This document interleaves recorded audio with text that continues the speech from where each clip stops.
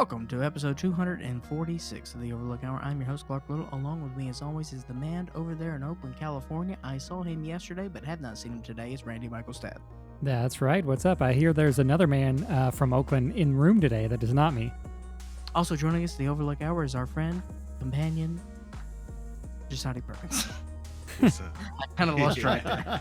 Companion? What? Is that what you said? Companion. You said companion. I heard companion. I don't know. What is Why are companion? you trying to gaslight my boy over here?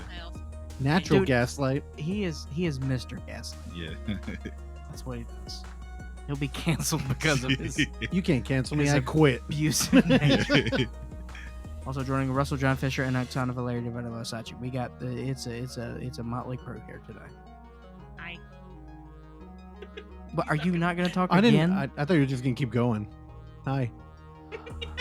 What's up with you today? Are you I know, high? man. I'm tired. He's got bad rhythms today.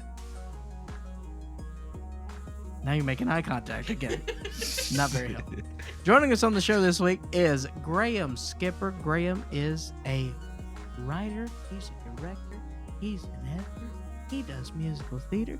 There's very little things Graham Skipper does not do. Also, not related to this episode, but I know as a fact, he is a home cook as well. So, very happy to have Graham on, as Graham helped us out a couple months ago by letting us show his film Space Clown as a part of the Unnamed Footage Festival fundraiser for Forgotten Found Footage Films.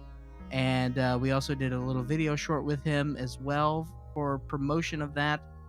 So a great guy, and we were very happy to have him on. And during most of this interview, we talked about Stuart Gordon. But it was a good chat.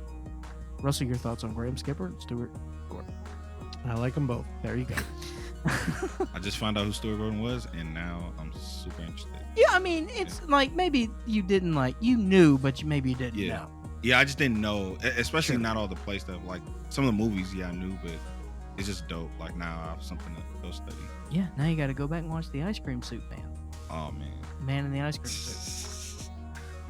But before we get to the episode, as always, Oksana Valeria Devanovasachi has to tell us about some movies that are coming out this week. Oksana. Side note, Graham also just had a birthday recently. Happy birthday, Graham. March, so not that recently, but Unhappy birthday. you know what? I think it was the same weekend as us. Oh, that's very Oh, nice. shit. I'm March wrong. 14th. That was I'm- like 6 months ago. I'm wrong. Oh my god. But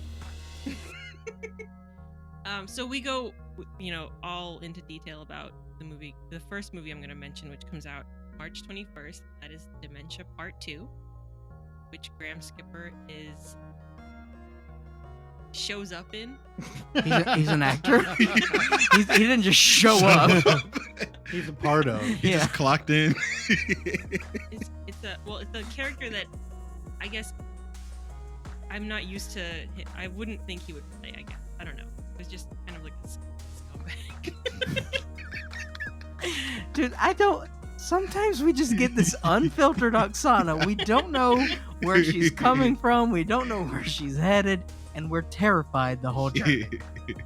Now, typically, she's accompanied with a thermos of wine, but I think you're going sans liquid today. I have cold water tea infusion.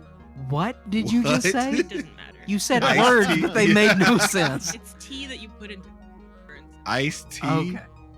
Iced Lemonade. water. It's oh my god. Anyway, Dementia Part 2. Suzanne hasn't always been this confused. She wasn't always dead either. It's very good. I like that poster a lot as well. Yeah, it's really Yes. good. Suzanne is amazing. There we go. All right. What Another- else do we have? Another Oksana nugget. All right. Also coming out Friday, Tiny Tim, King for a Day. You've got Tiny Tim, who I didn't know who he was until Clark. Very shameful. Very shameful. Tiny Tim is one of the stars of the outsider music movement. So I've known about Tiny Tim for my whole life, as my mom told me about him very early in my life. I don't know why. Maybe she knew that I would like it. And Tiny Tim. Tiny Tim. His claim to fame is SpongeBob. What? Right? Don't they play a bunch of his music on SpongeBob? Maybe. Oh, none of you watch it. Oh my. I don't I watch watched SpongeBob. What song do they play? Do you know? You don't know Tiny Tim, huh? No. Tiptoe to the window. Oh, they played it in SpongeBob. I know. God. And Insidious too. Not Yeah. two, but I also. think it's Conjuring. No, it wasn't Insidious. It's Okay. Insidious. It wasn't Thank you. Insidious. Thank Started you. It wasn't mixing those up Insidious. all the That's time. fine. So does So- America. So Tiny Tim, King for a Day, the story of the outcast Herbert Hari? Sure. Hari's rise to stardom as Tiny Tim. Either considered a freak or a genius, Tiny Tim left no one unaffected. I like the editorializing in the fucking synopsis for the film. God. This will be playing at the Balboa Theater in San Francisco, but also other places. Tiny Tim's actual claim to fame is that he was a enormous alcoholic. He talked to Howard Stern about that. But also he got married on the Tonight Show. He looks like What? Weird Al's little brother or something. He looks like Yeah, kind of he looks like does. Steve Narrated Coogan. by Weird Al. Yeah, Weird Al. did the, Oh. yeah, Yeah. narration. Now you're in. Wow. Yeah. Also, the Balboa, they say bring your ukulele. They'd really like that. Done. Even now? They'd like to do a play along while the movie's playing.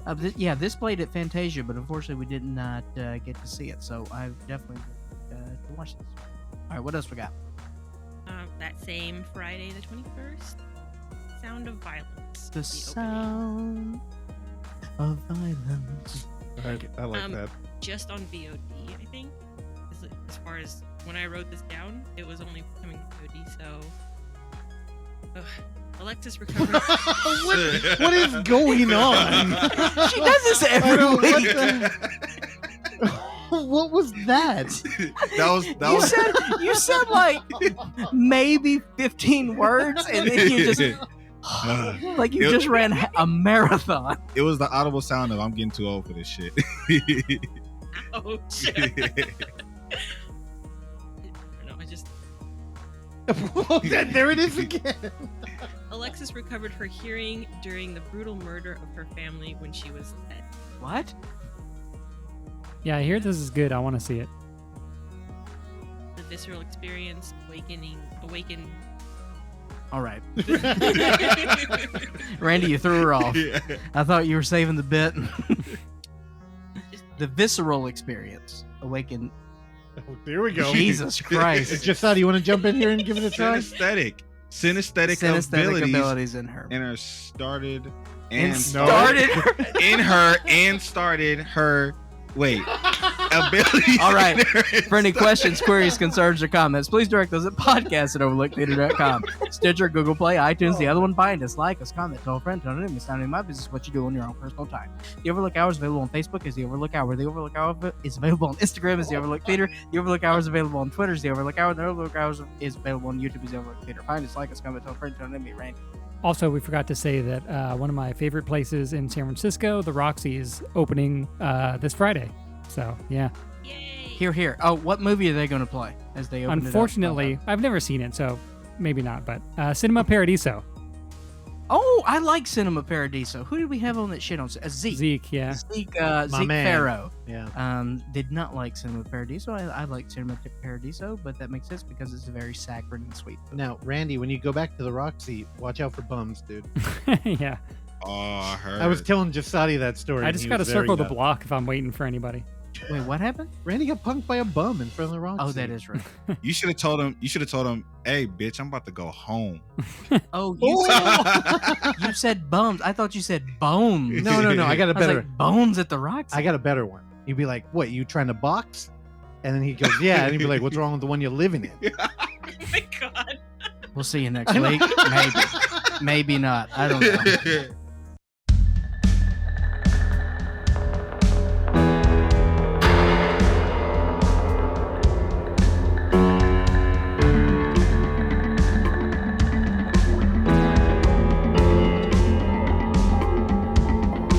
I scanned the room for fright. Next to an average boring ghost was a big scary quilt.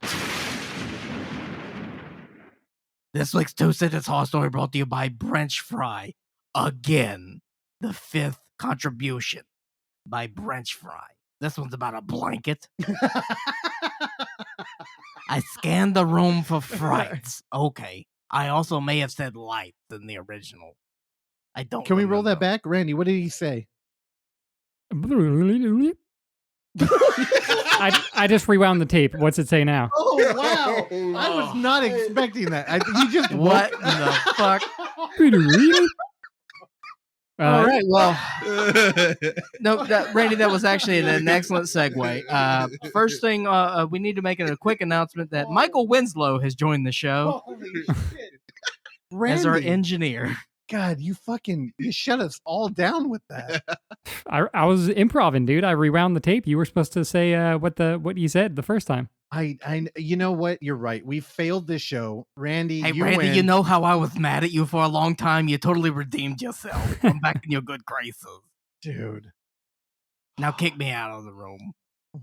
I'm not mad. I'm mad at you now. Okay. Bye. You can take it. I don't know what he's a fucking dick. Randy, you win the award, best joke of the show. We're 2 minutes in. We just started.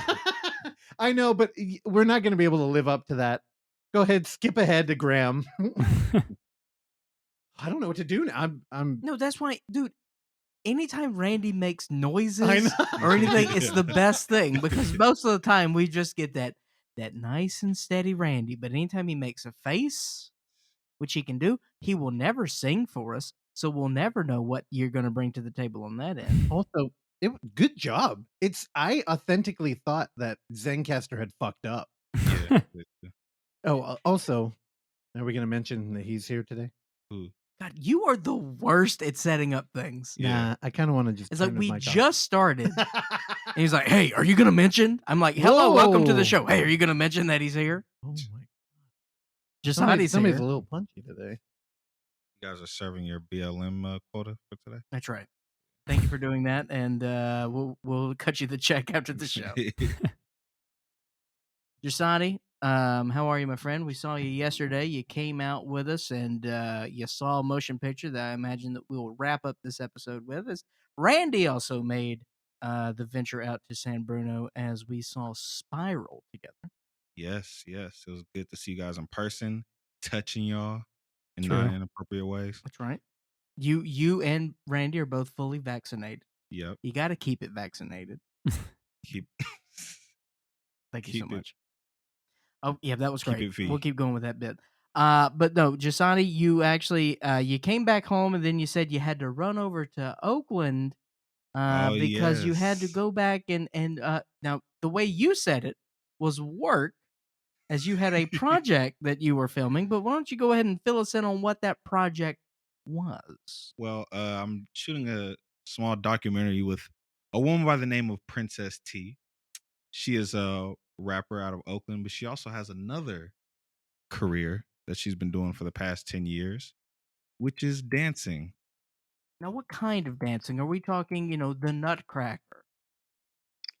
No, we're not talking about anything out of the Julia School of Arts. We're not talking about any type of dance like that. More of with the pole involved Oh, yes. and flying paper, which is money.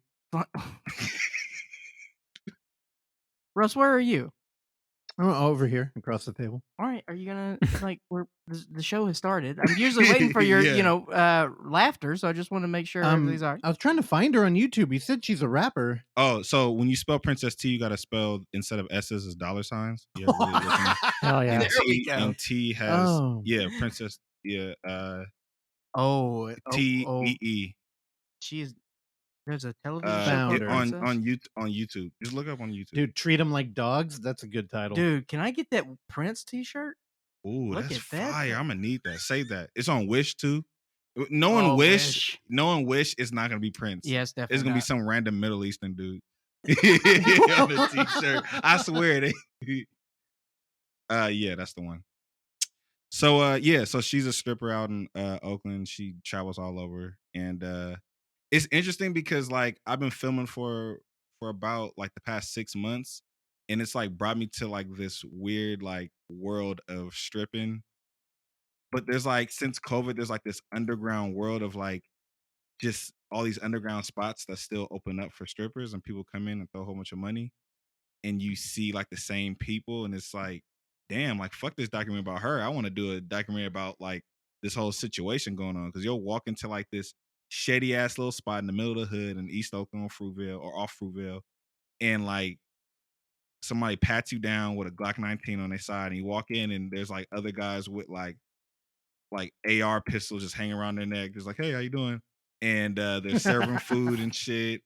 You have a bar, which is not really a bar, but just basically some lady with bottles of Hennessy and Patron, and you pay them like $10 for a glass of shitty alcohol. Now, was this a thing before COVID, or has COVID really sort of expanded the universe of these underground strip clubs? Yeah, I think this was a thing before, but it's expanded, because I mean, the Bay Area doesn't really have a big. There's not a lot of clubs out here that's like really popping like that. Like, you know, it's the bigger clubs. It's like out in like Atlanta, Florida, and shit like that. I know like Portland has like a big strip club scene too. Yeah. So essentially, is this like open mic strip club?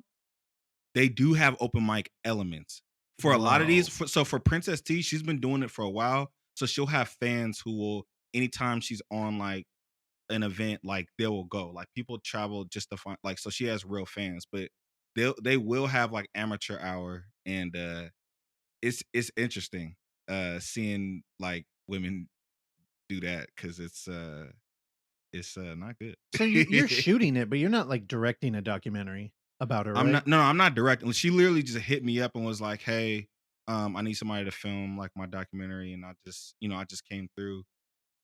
So yeah, I'm not directing. I'm literally just like filming these things. Is she directing it? Like, It's kind of loose. I mean, honestly, I don't know really too much of like her knowledge of like directing. She just knows she wants to like film everything.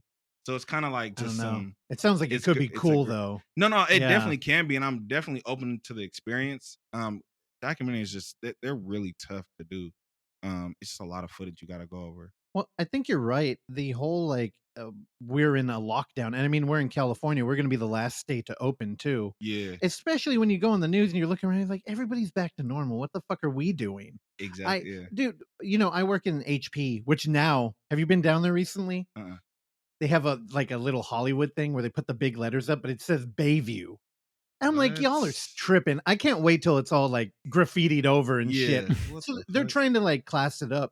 But during the lockdown, down the street from where we work, twice a underground club got shut down where they'd just been Yeah. gambling and shit. I'm like, oh, I wish I No, got an invite to No, this yeah, kind of like shit. I was filming her at one of these clubs, and when I pulled up, like police was outside. I'm like, oh shit, like, I wonder how long this is gonna last. And like she literally had a chance to dance to like maybe 2 songs, and then the police like shut it down. And in what way? They kicked down the door, battering ram, peppers. Nah. Oh, I was worried about that. I was like, oh shit. But nah, they literally just like, hey, y'all gotta. they like, turned on shut the it down. lights. All right, Yeah, time they to go turn on home. the lights, and then it's like always like the DJ plays on "It's Time to Go," that fucking Too Short song. Yeah. Yeah. So yeah, it sucked, because I mean these events, they're pretty fun. It's like you get to chill, like smoke weed, drink and shit. Now, and, what's the mask policy? there's none. Like this dope. Like even when I was filming at the middle of like before even vaccines Strippers aren't was wearing given. masks. No, I think hell I no. think that'd be hot. That would be a dope thing. Like you could make Where that they're sexy just completely naked except for with the mask. Yeah. I'm into that. You could make that sexy for sure, but yeah, that wasn't going down. But no, it's really interesting, like seeing, like you see familiar people. You see, there's this chef.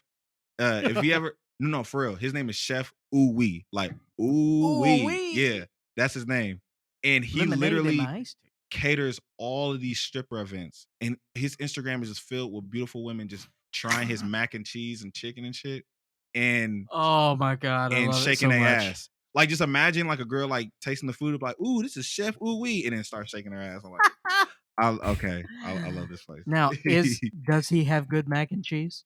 No, his food is smack. Okay, Like, it's good. Oh yeah, it's smacking, yeah.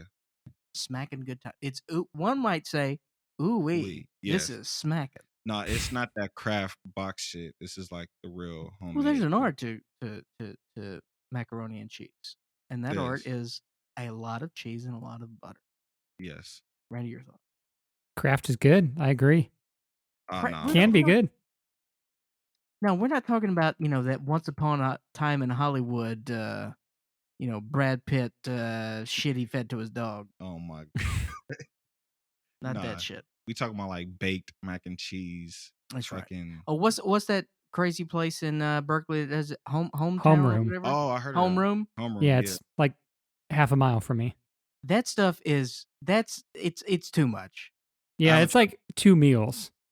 It's so much cheese. I'll be farting up a storm. Oh man. You have to prepare. You gotta lay a good foundation of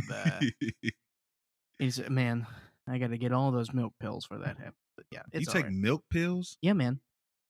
Anytime You that lactose? let me tell you something. Yes, I'm lactose intolerant. I would like to be lactose indifferent, but unfortunately, I'm mostly intolerant to that. Damn. But frankly, like I don't know what's gonna upset my stomach. So you be these having days. diarrhea and shit when you eat ice cream? I have diarrhea at least 3 times a week?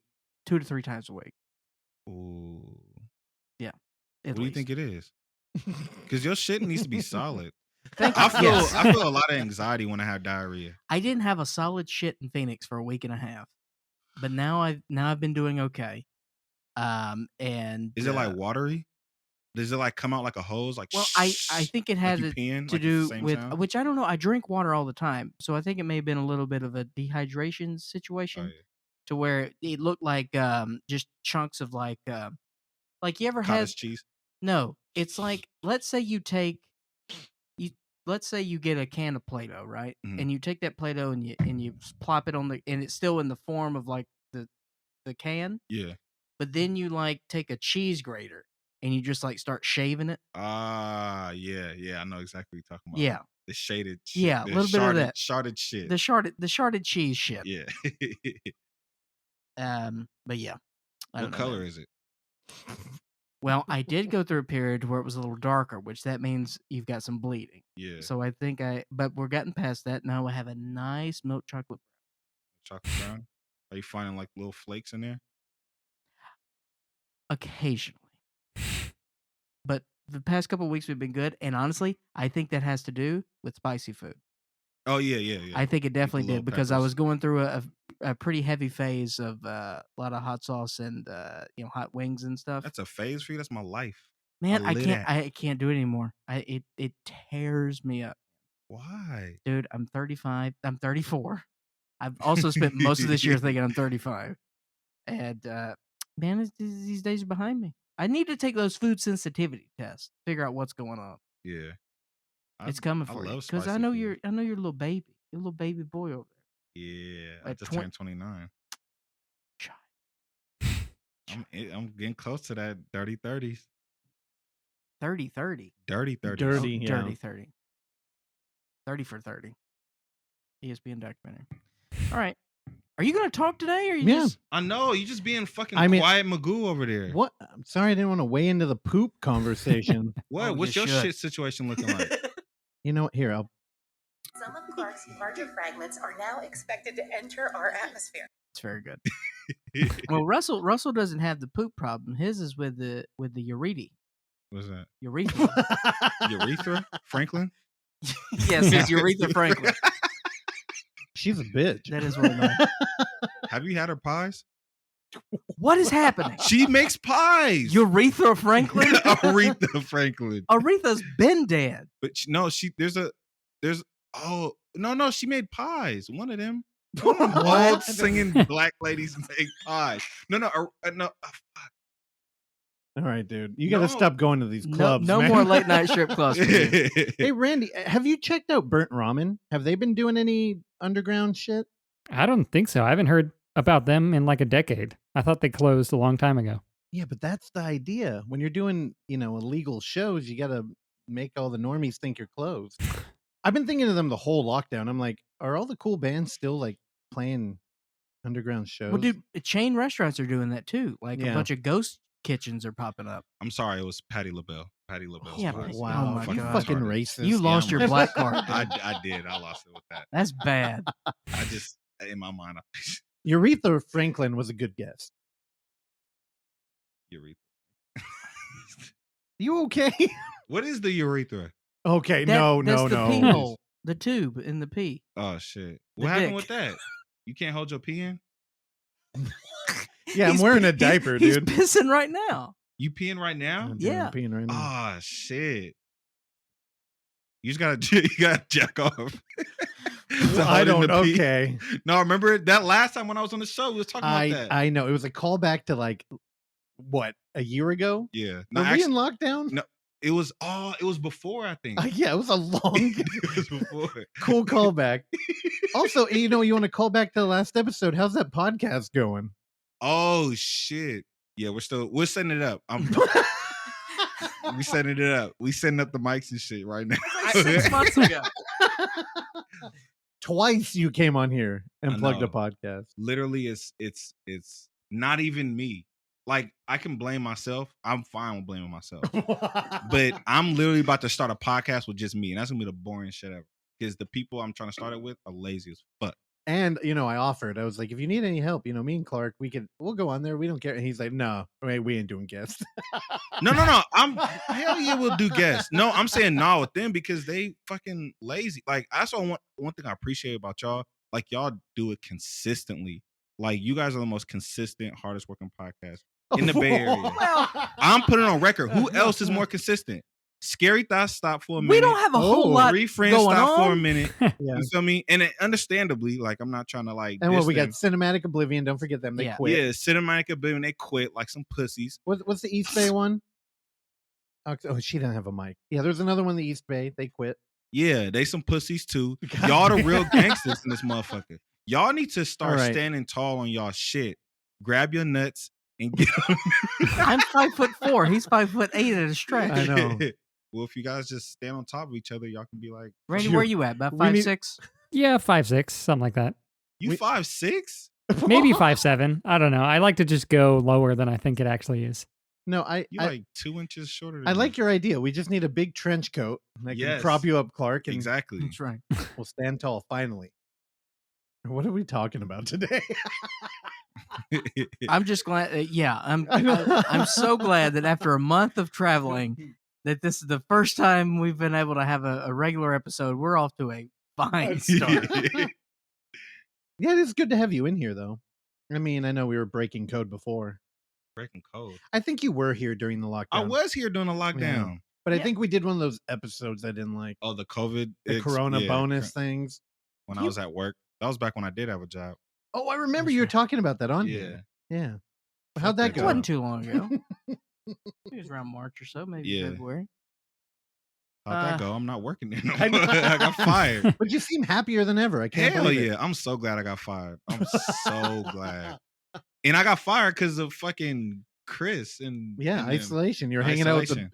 I mean, what better way to go down than hanging out with the I know. BFG guys? Because literally when I left early from work, it was just on like a regular day. And then when they found out that I left early, they're like, all right, we'll just write them up. And then my manager's got this nice idea, like, let me check back on the cameras. Oh, Damn. really? Yeah. He just had the idea of like, let me just check back. And he called me, he was like, so you've been leaving early every week At least, since the past. at month least or he so." did that. I mean, honestly, a cruel boss could have like let you hang yourself there and be like, so have you done this at all before? Because I would have been like, no, never. Yeah, And oh, it's weird. We were looking at the camera. And, Yeah. yeah. Oh, that would have crushed me. At least he came in and was like, hey, bitch, you like left every day Yeah. early. No, yeah. And not play any fucking games for Yeah. sure. Yeah. I mean, so that was like that's my main manager. My supervisor is my brother, so he tipped me off. He tipped me off way before, so I Oh. knew. So when I came to him, I admitted to it like way before because I already knew he already knew. Yeah. So yeah. I mean, it sucked, but at the same time, like you said, like I'm way Yeah. more happier. I'm doing a lot more film shit. I'm hella busy now, which is good. Doing But what you're I love to do. watching less movies and you're listening to less of the Overlook Hour. Oh yeah, so that was the only thing that the job was helping me do, like at work, because it was so fucking boring. Like I'll be able to catch up to the podcast every single week. Nothing better to do than listen No, to but I'm this crap. catching back up, and it's like, but also like for UF, like I was a part of UF Yeah. this time, because before, I mean, I was a part of UF like last year too, but it seemed like I was more involved, which was really dope because I love working with y'all. So even though it's like, yeah, I need to listen to her podcast more. Like I feel like I'm more involved with Overlook. You don't have to. And I'm about to take Randy's job. We have real fans You're out gonna there. move to Atlanta. I'm about to take your job, motherfucker. Let me tell you something. If we've learned anything in the first 20 minutes of doing this show, is that we've got a new skill in Randy with sound effects. So Yes. you better bring something to the I know. table. I know. Because right now Randy is etching his place. Randy's position is secure. All right, because he's got Michael Winslow powers. That wasn't me. That was just the tape rewinding. I don't know what you guys are And talking about. commitment. He brings commitment to the table. So I may need him to do some Foley work for me too. All Down. right.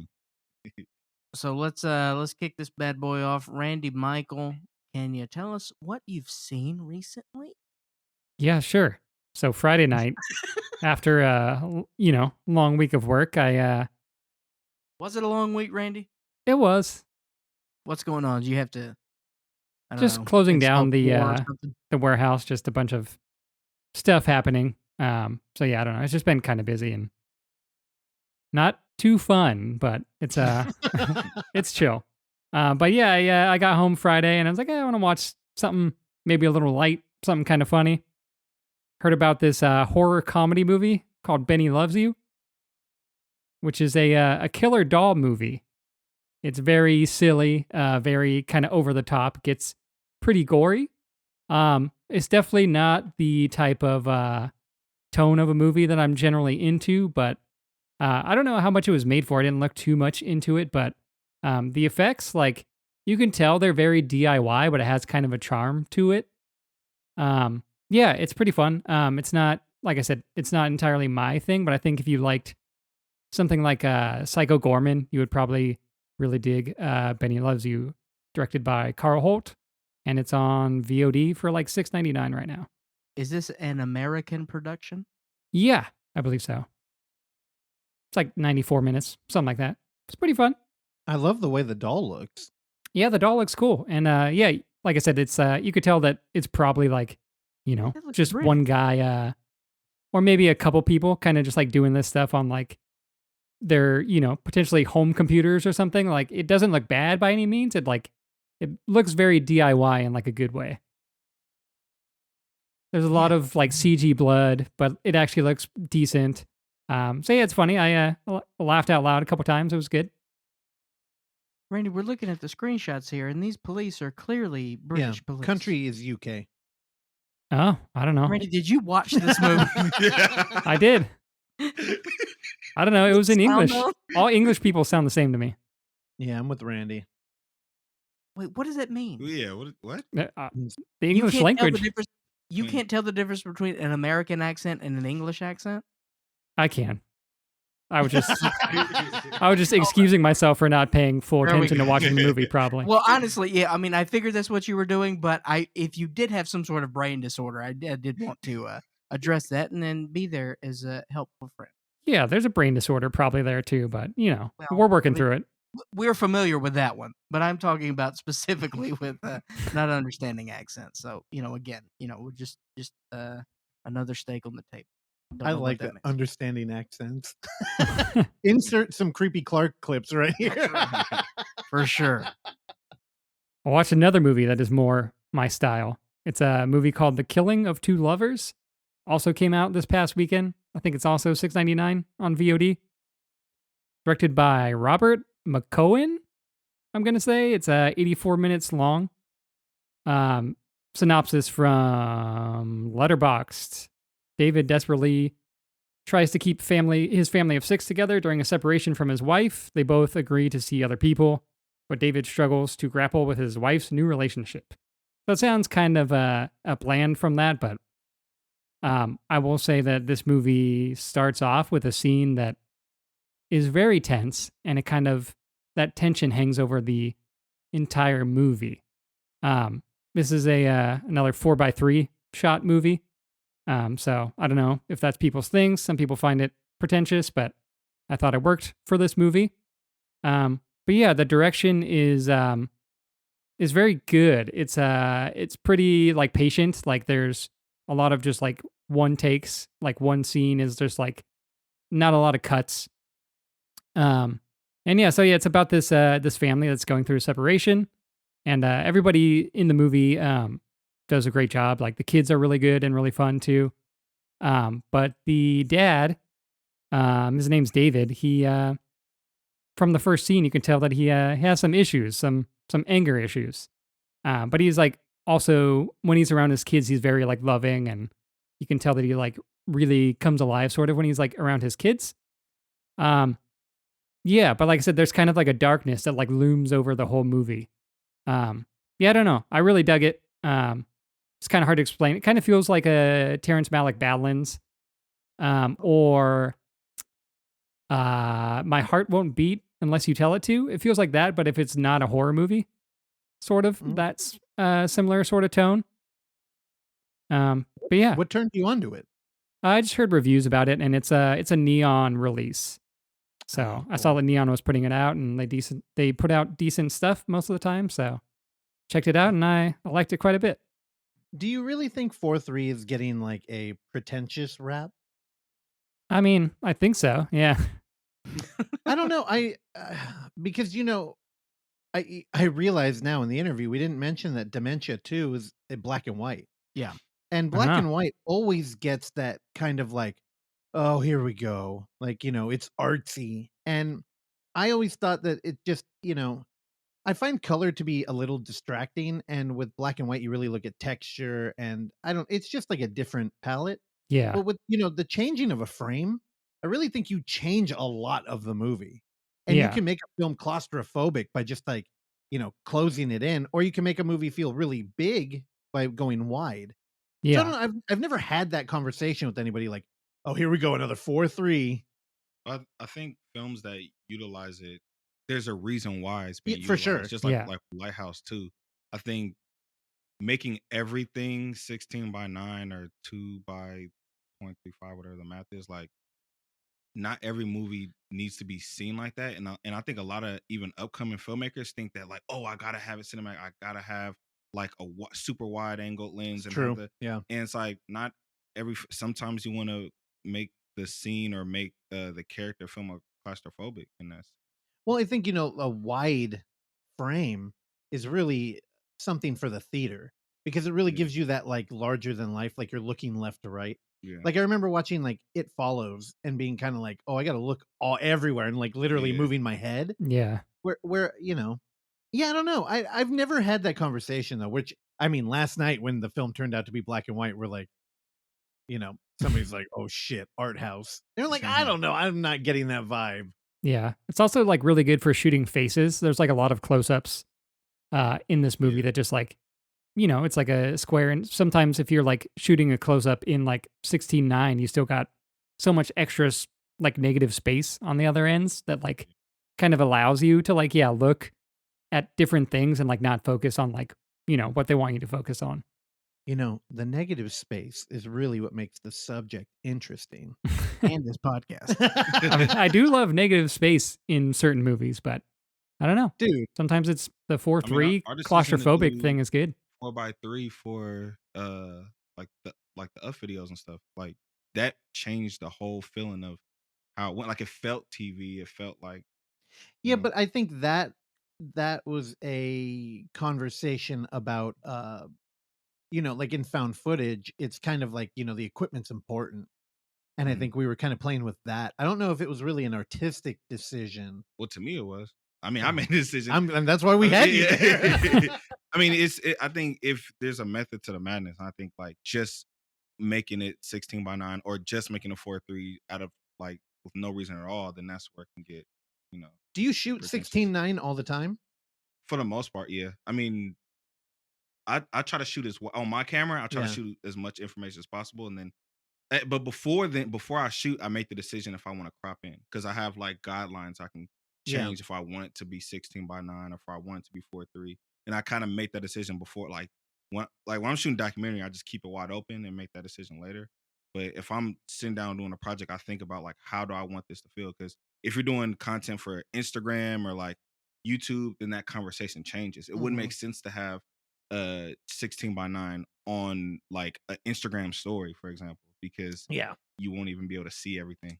Instagram's weird too. Yeah. How social media kind of changed art, Yeah. I like don't cutting shit into a square. I don't know. It's weird. I hate it. Killing of Two Lovers. Robert McCoyan? I don't know. Yeah, How'd you say something like Randy? that. I think I said Um, McCohen, but yeah, seems like there's extra letters in there. Yeah, this looks interesting. It's got Oksana, can you scroll down? What's this? Oh yeah, Clayne Crawford is in this. I know him from he was an actor in one of my favorite television series, which is not often discussed because it was aired on the Sundance Network. Rectified. Yeah, Very good. he's really good in this. Rectum. I was about to Hardly say. knew him. And he's from Alabama. All right, Killing of Two Lovers. All right, how'd you? Was this a rental, Randy? Yeah, iTunes. All right. I think it's a $6.99. Up top. This week, I was in Phoenix, Arizona. Again, I am home for this week. Have to return next week, at least for probably 2 weeks. And then who knows? I'm just perpetually in Arizona in perpetuity. But Purgatory. this week, I got demoted from my room situation. So I decided to catch up to speed. I've been going back and forth, as you know, from Phoenix to here. And last week, not this past week, but the week prior, was my 3rd week. This week was my 4th week. On my 3rd week, I stayed on the 7th floor, club access level, young sir, where you have to get the key access to go to that floor. You get in there, king size bed, a 50-inch TV. I got a couch. A complimentary mouthwash. That's the other thing. They bump up What? these little things too. Like the 7th floor, you get mouthwash. You don't get mouthwash down there. You get shaving cream. You don't get shaving cream. You know where the plebeians are. And so I had the problem with the 7th floor is that my toilet did overflow when it was full of shit. But once we got past that, life was great on the 7th floor. Damn, Then it's like the platform. right? Yes. It's exactly like the platform. I'm at the top, baby. I'm getting the panna cotta. You understand? But now, then Sunday, then I stay the week and then I come home and then I fly back Sunday, which was last Sunday. And the flight was delayed an hour. The whole flight's changed. So now I was usually flying out at 3:45, didn't fly out till 7. Then it got bumped back an hour. So I didn't get to the hotel until 10:30 on Sunday night. And I delivered Burger King. That shows you what state I was in. Oof. I was just like, I hadn't eaten all day. So I was like, I got some burger, which the long chicken sandwich is one of the top chicken sandwiches in the fast food game. Let's just You sure? It's great. The original chicken sandwich at Burger King, okay, the okay. little long chicken Yeah, burger yeah, thing is yeah. fantastic. Love that. I don't have. Then I get to my room, Jasani. Room 3rd floor. 343. It was 324. Not bad. Sorry, Russ. I should have saw it. Yeah, that was good. That was good. I was sitting on that button. for Third floor this week. A 27-inch TV, maybe. 2 full beds. Life was terrible this week. You got 2 beds and just you? I know. You didn't try to put them together? You can't. It's a hotel. Those things are like ironed in the floor. They're bolted down. So I only watched one movie in the room that I can recall that I watched in its entirety. How was the toilet? Which bed did you choose? Toilet was okay. Toilet was good this week. I used the Now, hold one on. closest to the door. Would you trade a You toilet? sleep closer to the door? That's It. interesting. So this was the second time that I've had 2 full beds, and the first time I chose the one furthest from the door, but this one I just chose closest to the door Ooh, you was living on the wild The side. only thing because about it was the closest door, to the TV because that TV's tiny, so that's Uh-huh. why. No, the problem with being close to the door is you're probably close to the fucking air conditioning, which I would. See, it's the opposite side. It was the opposite. So that was the main thing. Okay, yeah. Because the way the air conditioner is, it goes directly onto Yeah, you fuck in the that. bed. Yeah. So I chose the furthest one. Although maybe the closest one would have got shot over my head. So you live and you learn, These are sacrifices which I'm you doing a make. lot of learning staying at this hotel for 5 weeks. Now, would you trade a good toilet for a worse room? It seems like a trade you might consider. No, would I trade a worse room for a better toilet? Yeah, because because No, when you were up on the no, top, because I'll just call the European guy comes up and fixes it. He's very nice. He's very tall. you know him. Yeah. I like that you're. Oh, I almost revealed something about where you work, so I won't. Yeah, let's not do Okay. that. Let's stay away from that. Yeah. But yeah, I only watched one this week, and it was entitled "Breaking News in Yuba County." Found footage. Not found That footage. seems like a Screen Life name or something. This is directed by. Oh, this is 11% on Rotten Tomatoes. Damn. Is this a Oh, comedy? this isn't that bad. Dude, 11 and 49. I'll be honest with you. I kind of enjoyed this movie. I like how I feel like your review's about to change. Yeah. Like No, you're it's gonna- not. No, it's not. It felt like you're going to come in mean, and then you saw that, and now you're like, no. I'm Here's on the this thing. one. I figured there were red flags around this because this is a huge cast, and directed by We got a Tate routine Taylor, director of Ma, the horror film. Cool. Uh-huh. Also, of course, most notably, The Help, That's why you watched it, huh? The Girl on the Train. Well, because Tate Taylor and I went to the same elementary school together. Yep. First Presbyterian Day School in Jackson, Mississippi. So I was like, okay, he's got a new movie out. It's got Allison Janney in it, and they shot it in Natchez. So I was like, you know what? They shot it. I'll watch it. Now, again, I think it takes place actually in Kentucky, but that's fine. I'll let them have that. But Why? Wouldn't it be cheaper to shoot in? no, they shot it in Mississippi, but then Oh, they okay. make it take place sort of in Kentucky, it. I believe. So again, yeah, so I scroll down here. Let's get this whole cast. It's a big cast here. Yeah, we got a Allison Wanda Janney. Sykes. Wanda Yeah, Sykes is Wanda great Sykes. in this. Wanda Sykes plays a lesbian with like So she a plays herself. like a bowl cut. That is true. She's great. We've got Allison Janney, Mila Kunis, Regina Hall, Aquafina, Wanda Sykes, Ellen Barkin, Matthew Modine, Jimmy Simpson, Juliette Lewis, Clifton Collins Jr. You know his face. This is a big one. This is a big cast. All right, so here's the story, Josiah Perkins. You've got Allison Janney. She is the wife of Matthew Modine. Matthew Modine this is a loveless marriage. Okay, he's a banker, and as we learn, he's been washing money for the Chinese mafia, and he's in some debt. Okay, he didn't wash all their money, and they need that money washed, as we all know. In every single movie that has to do with crime is about some nerd not washing enough money. So what happens is that Aquafina plays his daughter, and she goes to the bank to pay him a visit and say, hey, you got to pay this money, and he was freaking out, and all this takes place on the same day of Allison Janney's birthday. And Allison Janney, the movie opens up, she's in the grocery store, and she's listening to her little affirmations on tape. It's like, you are smart, you are important, you have a voice, yada, yada, yada. But the thing is that no one pays attention. More importantly, Matthew Modine does not pay attention to Allison Janney. So the whole story is built up of like, no one cares about Allison Janney. No one cared about her birthday. No one remembered her birthday. And it's all very sad. So she goes to her work. She goes to her husband's work because she's like, you're going to take me out to dinner.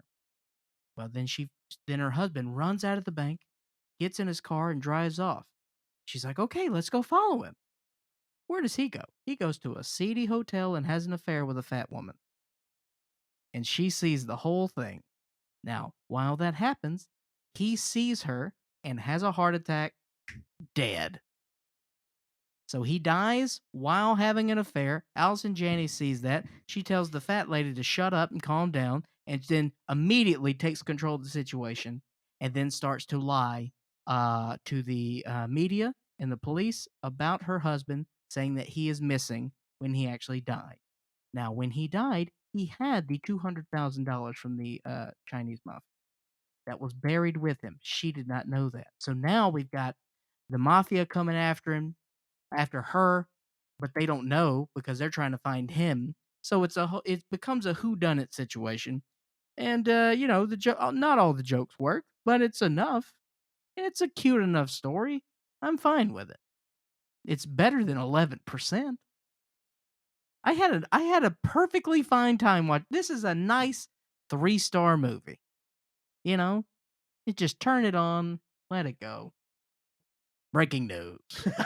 Wait, Aquafina. I don't know that actress, which isn't surprising if you ever listen to the show. I'm just blind. You don't know Aquafina? No, and while you were talking, I fell into a BoJack Horseman rabbit hole because I was like, wait a minute. Is that the parody? Because Randy, you might be familiar with the character Sextina Aquafina. Yeah, I think so. Yeah, but she always came off as kind of like a rapper. She's a dolphin. Can you look that Yeah. up for YouTube?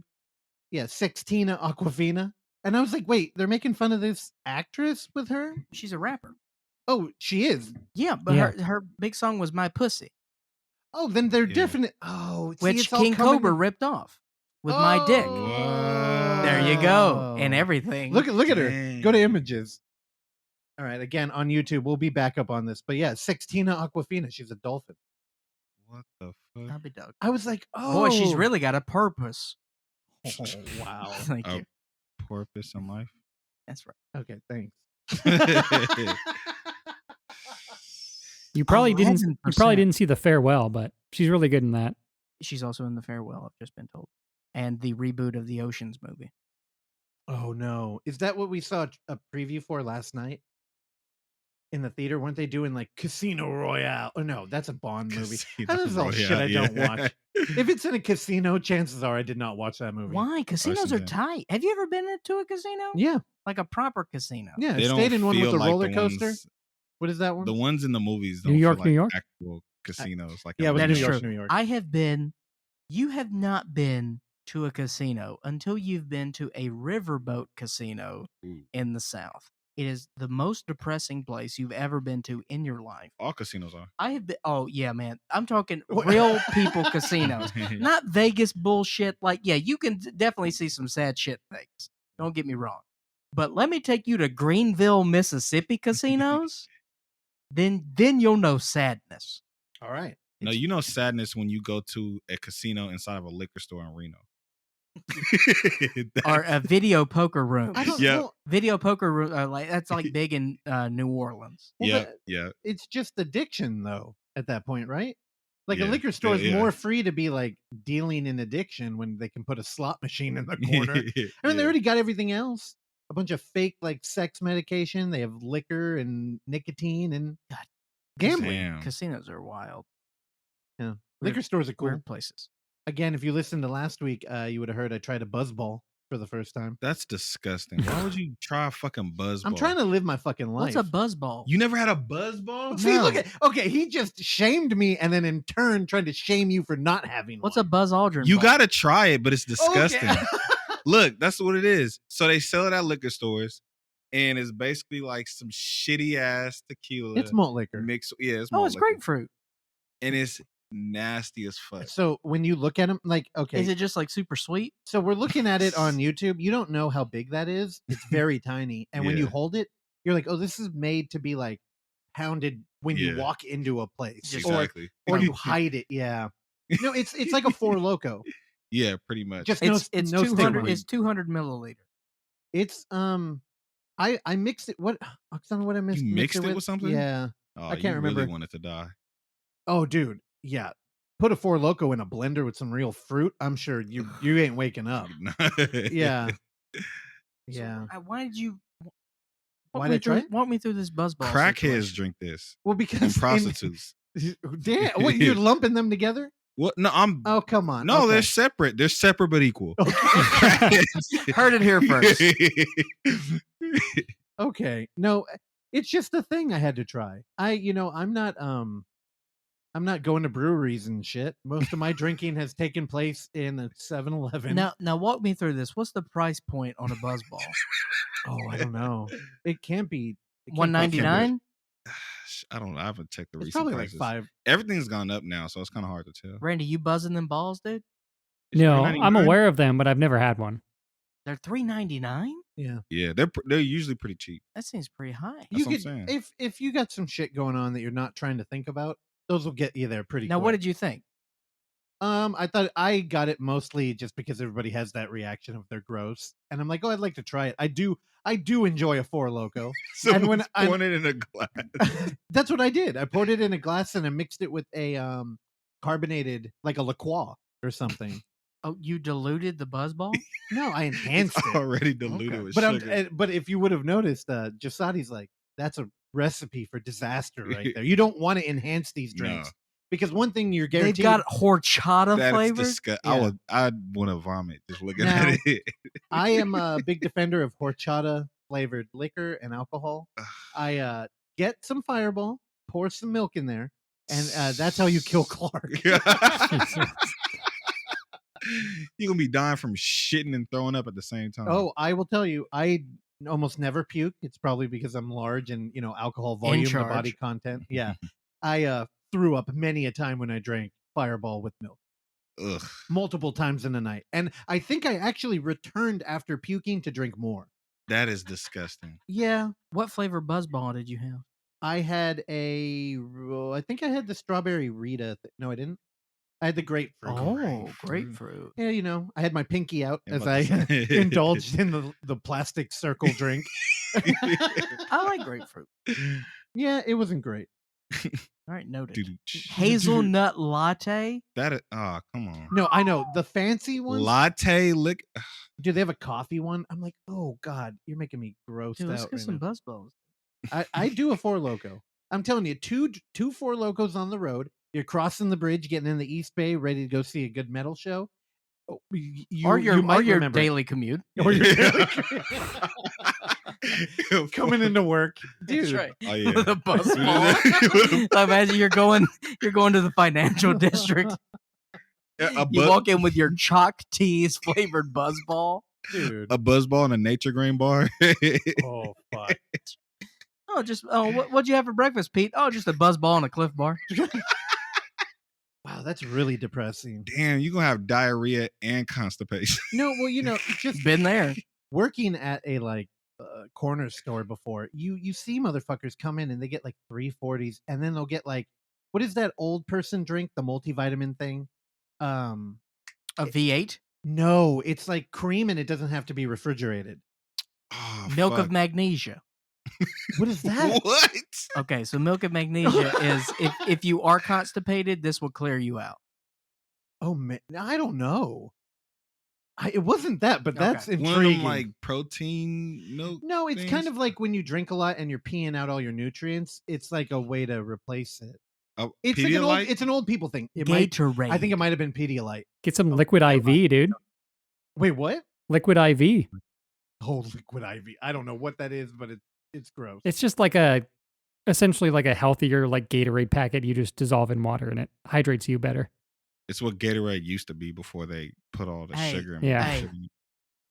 I like Gatorade. Gatorade's good. I me miss tell you the something. original flavor Gatorade. Let me tell you this: if you go to the Terminal B, which is the Harvey Milk Terminal in the San Francisco International Airport, I've been there for the last 5 weeks. If you go to Terminal B and you go inside Mills Cargo, which is one of the stores there inside Terminal B, What do they have? A lot of pants? they've got hit the guitar. Oh, I can't. It's on a different page. They have Gatorade in a can. Oh, I drink What it. And the every fuck? that I'm telling you, I love a can. that like I look forward to travel days because I get to drink that Gatorade in a can. Wow. I've had all 3 flavors because again I've had a different flavor every week. I'm like, oh, I'll try the orange next week. So and it's cold. I went lemon, lime, orange, and fruit punch. Fruit punch is my least favorite. Now unfortunately they don't have my favorite, which is Glacier Freeze. Oh, blue. or Cool Blue. Yeah, blue. I just know about the colors. I didn't blue. know the Yeah. names. They need to have Cool Blue. But yeah, it's the classic logo. So they got the Oh, classic they got the logo. classic one? Yeah, it's the classic. It looks really good. Yeah, North Coast Brewery. Look at that. Doesn't that look great? You turned me Yeah. on to the old Rasputin. Mhm. And last week at Wine and More, I found they had a can. Did you see they replied to me Oh, in the they Instagram did, thread? Yeah. Yeah, we got to get it. We'll make them a sponsor on our show. Dude, the can? Dude, I love a can. Love a Fuck can. a bottle. The bottles don't hold carbonation right. Well, No. well, in terms of like beer, they've really done wonders with canned construction, and the inside is not nearly as tinny as it used to taste. Yeah. And metallic. They So get a lot colder too. they've done a whole lot better. And it's way more recyclable. But like just opening the can and pouring it into a bottle, I had like 5 times the head, which is why I like nitro brews and shit. I know, right? I was mid water. Yeah, that's what I saw an opportunity. Yeah. No, but dude, the head's where all the aroma and the flavor is, and it really helps the beer. Let's keep Mhm. going, can. All right, can I order some canned Gatorade? All right, Jasadi, as you tell us, do you have a movie this week? By the way, we totally should have Oh yeah, I should have set you up for that. That's my bad. Tell us about California with a K again. Oh, oh my 3 of them.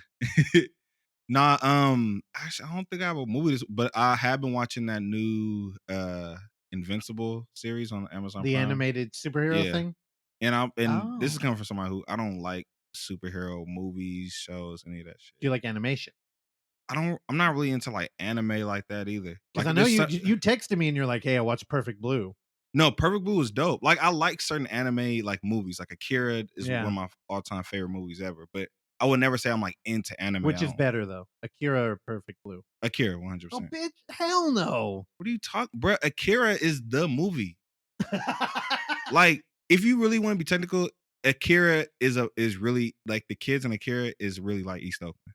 It's like East Oakland kids, like all the shit that they dealing with, like the high school they go to, that's Castlemont. Like Oh, Akira is really just like a East Oakland kid story. you know what I liked about Perfect Blue though is the restraint. Like that Yeah. film is all about like imitating life and like cultures, and they don't really flex the like it's an animated film until they no. need to, and by then it's kind of like you almost have trouble believing it. No, I love Yeah. Perfect Blue is raw. There's no diss on it. Like No, I think Perfect Blue is the best introduction drug for Yeah. like the people. I'm going to talk out of the side of my mouth for you, so they can't hear me. It's the other 2 on the show. Oh, They just don't get. They don't get it's so animation. much. It's anime or That's not true. animated film is it's like this. Just like when people say like, "Oh, I don't like rap." It's like there's so many different styles out there. It's like how could you not like one? Like there's gonna be something that you like, and I Yeah, think it's like- the same thing with anime. Like country rap or Midwest horrorcore rap. yeah. That's our favorite here. Chopping up bodies is one of my favorite hobbies.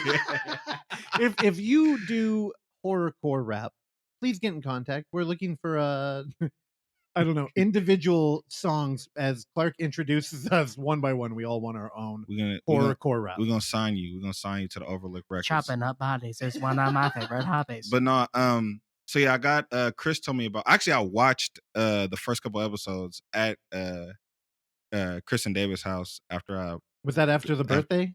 that was after I threw up. So it was my birthday. Yeah. It was your birthday. I spent the night and fucking vomited because some people like to force drinks. Now on I'll people. tell you, I love you to death, and hearing you puke made me very happy.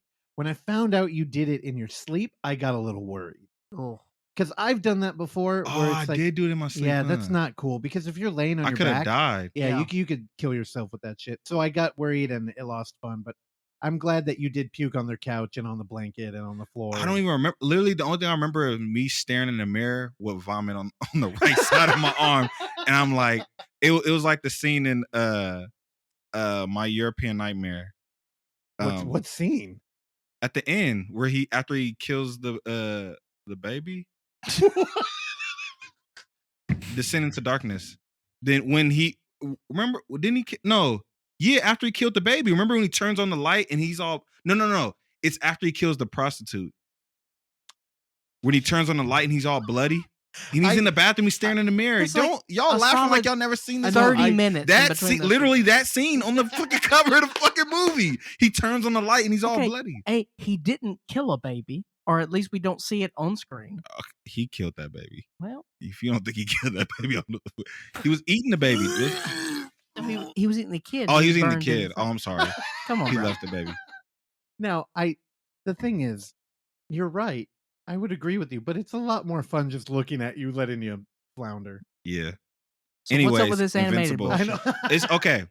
Look, it's animated bullshit, right? Okay. But It's not, because the whole story. So okay, the story follows this kid. He's kissing Azazi Beats. She's the actress who voices her, and she hella fine. I have a crush on her. I want to marry her. She has a husband though. Fuck him. But anyways, Okay. so it follows this kid right here who his dad is a superhero, pretty much like he's a bootleg Superman. And he's from this special planet like Superman, and so he gets his new powers, but he doesn't know. Like, it's interesting how they show like him learning all this shit to be a superhero, and he's so like new to everything. So when he's flying, he's like falling into shit, and then when he tries to like save people, it's like very gory. You see like blood, you see casualties, and it's interesting seeing like superhero movies in such a realistic way where like the conversation isn't just about stopping the threat, but also like saving the people, like minimizing the casualties within it. So this is an animated version of The Boys. No, okay, Right. that's. I mean, no. Like, yeah, you could say that as far as like the content of it being like taking a serious take, but it's not like The Boys at all in terms of storytelling and plot. Like the idea of a superhero show having adult themes is like, okay, yeah, similar to The Boys, but in superheroes being on the thin line of being like bad or good. Yeah. But the actual storyline doesn't follow that at all. And it just makes you think a lot about like the government, and it shows a lot about how like the government involvement within like people's lives. And Like The Boys. Were we talking Yeah. The Shield? well, that's, I don't know. Michael Chiklis? It's not. Michael It's, Chicklets? Well, if it is like The Boys, would you give it a I didn't. try, I didn't. Clark? The first season of The Boys, I like The but Boys. didn't- I know you like The Boys. That's what I'm saying. If it's like The Boys, would you give it a try? Or is the animation an out? God, the animation looks stupid.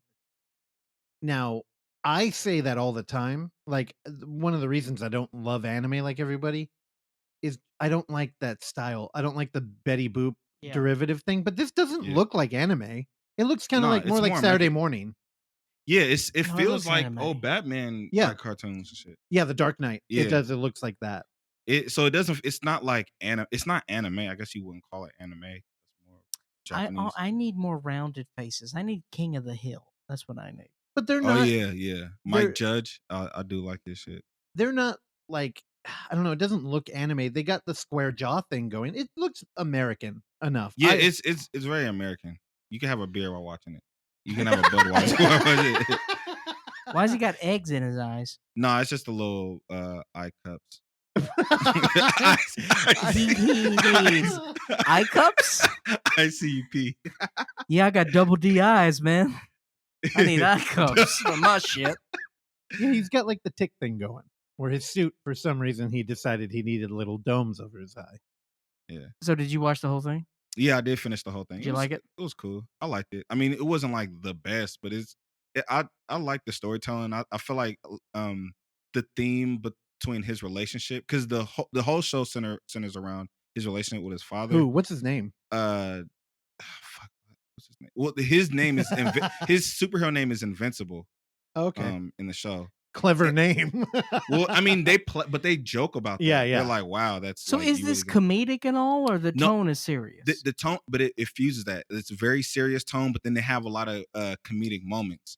But the story of the show, like his relationship with his dad, is very serious. And I don't know. I think the other reason why I like it is because I kind of identify with his character dealing with the negative past of his dad, and it has like a lot of those themes. So I think from that standpoint, it's like, damn, okay, like you may see like a parent or like a significant other in a certain light, but then once you see what they're really about, or what they expect you to put in, what they expect you to be on them or on yourself, it kind of like has like the strange thing, because you care about someone, but then you see how much they're fucked up, So How it's- human your parents can be. yeah, how Even though- humans, yeah. But oftentimes we see our parents. I mean, our parents are our parents are our gods in a way. Like a lot of times we hype up our parents, Yeah. to being like, oh, like my mom is the shit. My mom is the best. You feel me? But then once you realize certain things, like, damn, why didn't you do this that way? Or not, now when you get older and you start realizing Yeah. things, it's like, damn, like, okay, you are human because you're flawed, like all Yeah. people. My parents are children. I love you, but they're children. I will abstain from commentary on this subject. Epstein. You'll Epstein I too. will abstain commentary on All this right. subject. All right. No, Mom, I love it. All right, Invincible. How many stars? Out of 5, Out of 7. 7. God, Yeah. I can't even wrap my head around that. Out of 5 It's an stars. odd number. Just pick a number. 3.5 Out of 5. out or- of 5. Yeah, Alright. like 3.8. 3.8. Okay. Yeah. doing that. Glad you cleared that up. All right. I may give this a go. I don't know. I would say check it out if you like The Boys. I mean, I didn't really like The Boys second season. So. Oh, nor did I, but I'm in. Oh, now I'm more interested that you guys didn't like round Because 2. dude, they get lazy because Okay. they're Yeah. like, oh, okay, we've got some sort of anytime there is any sort of strife with one character or another, just Yeah. one character's heads blow up. They just blow up heads all over the Yeah, place. yeah. Everyone just spontaneously combust with the boys. Tight. Yeah, you're like, how are they going to get out of this? Okay, we'll just have them explode. Yeah. Cool. The boys. All right, Russell, John. Now we are going to close with Spiral, but what else are you bringing to the tape? I'll try and be quick here. Earlier this week, we went to the theater prior to Spiral, and we watched a film called Profile. Yes, I'm thinking about catching up on this today, man. Yeah, Profile. We got a Screen Life film. Briefly, just to try and sum this movie up really quick. They don't break any of the rules, which is great. It's the Dogma 95 rules of found footage. So Steinberg would sign off on this. Yeah, he signs off on other shit too. We know that. Actually, Space Clown is on POV horror, and they break rules in that. It's true, but he probably notated it. Yeah, they would ding him. I was actually talking to former guest Thomas Burke today about like how he's still writing for them. Also, I should plug this. He just put up a list of 500 found footage movies that you can watch right now on YouTube. Gee. On Letterboxd. So yeah, we should put a link to that. The man is crazy.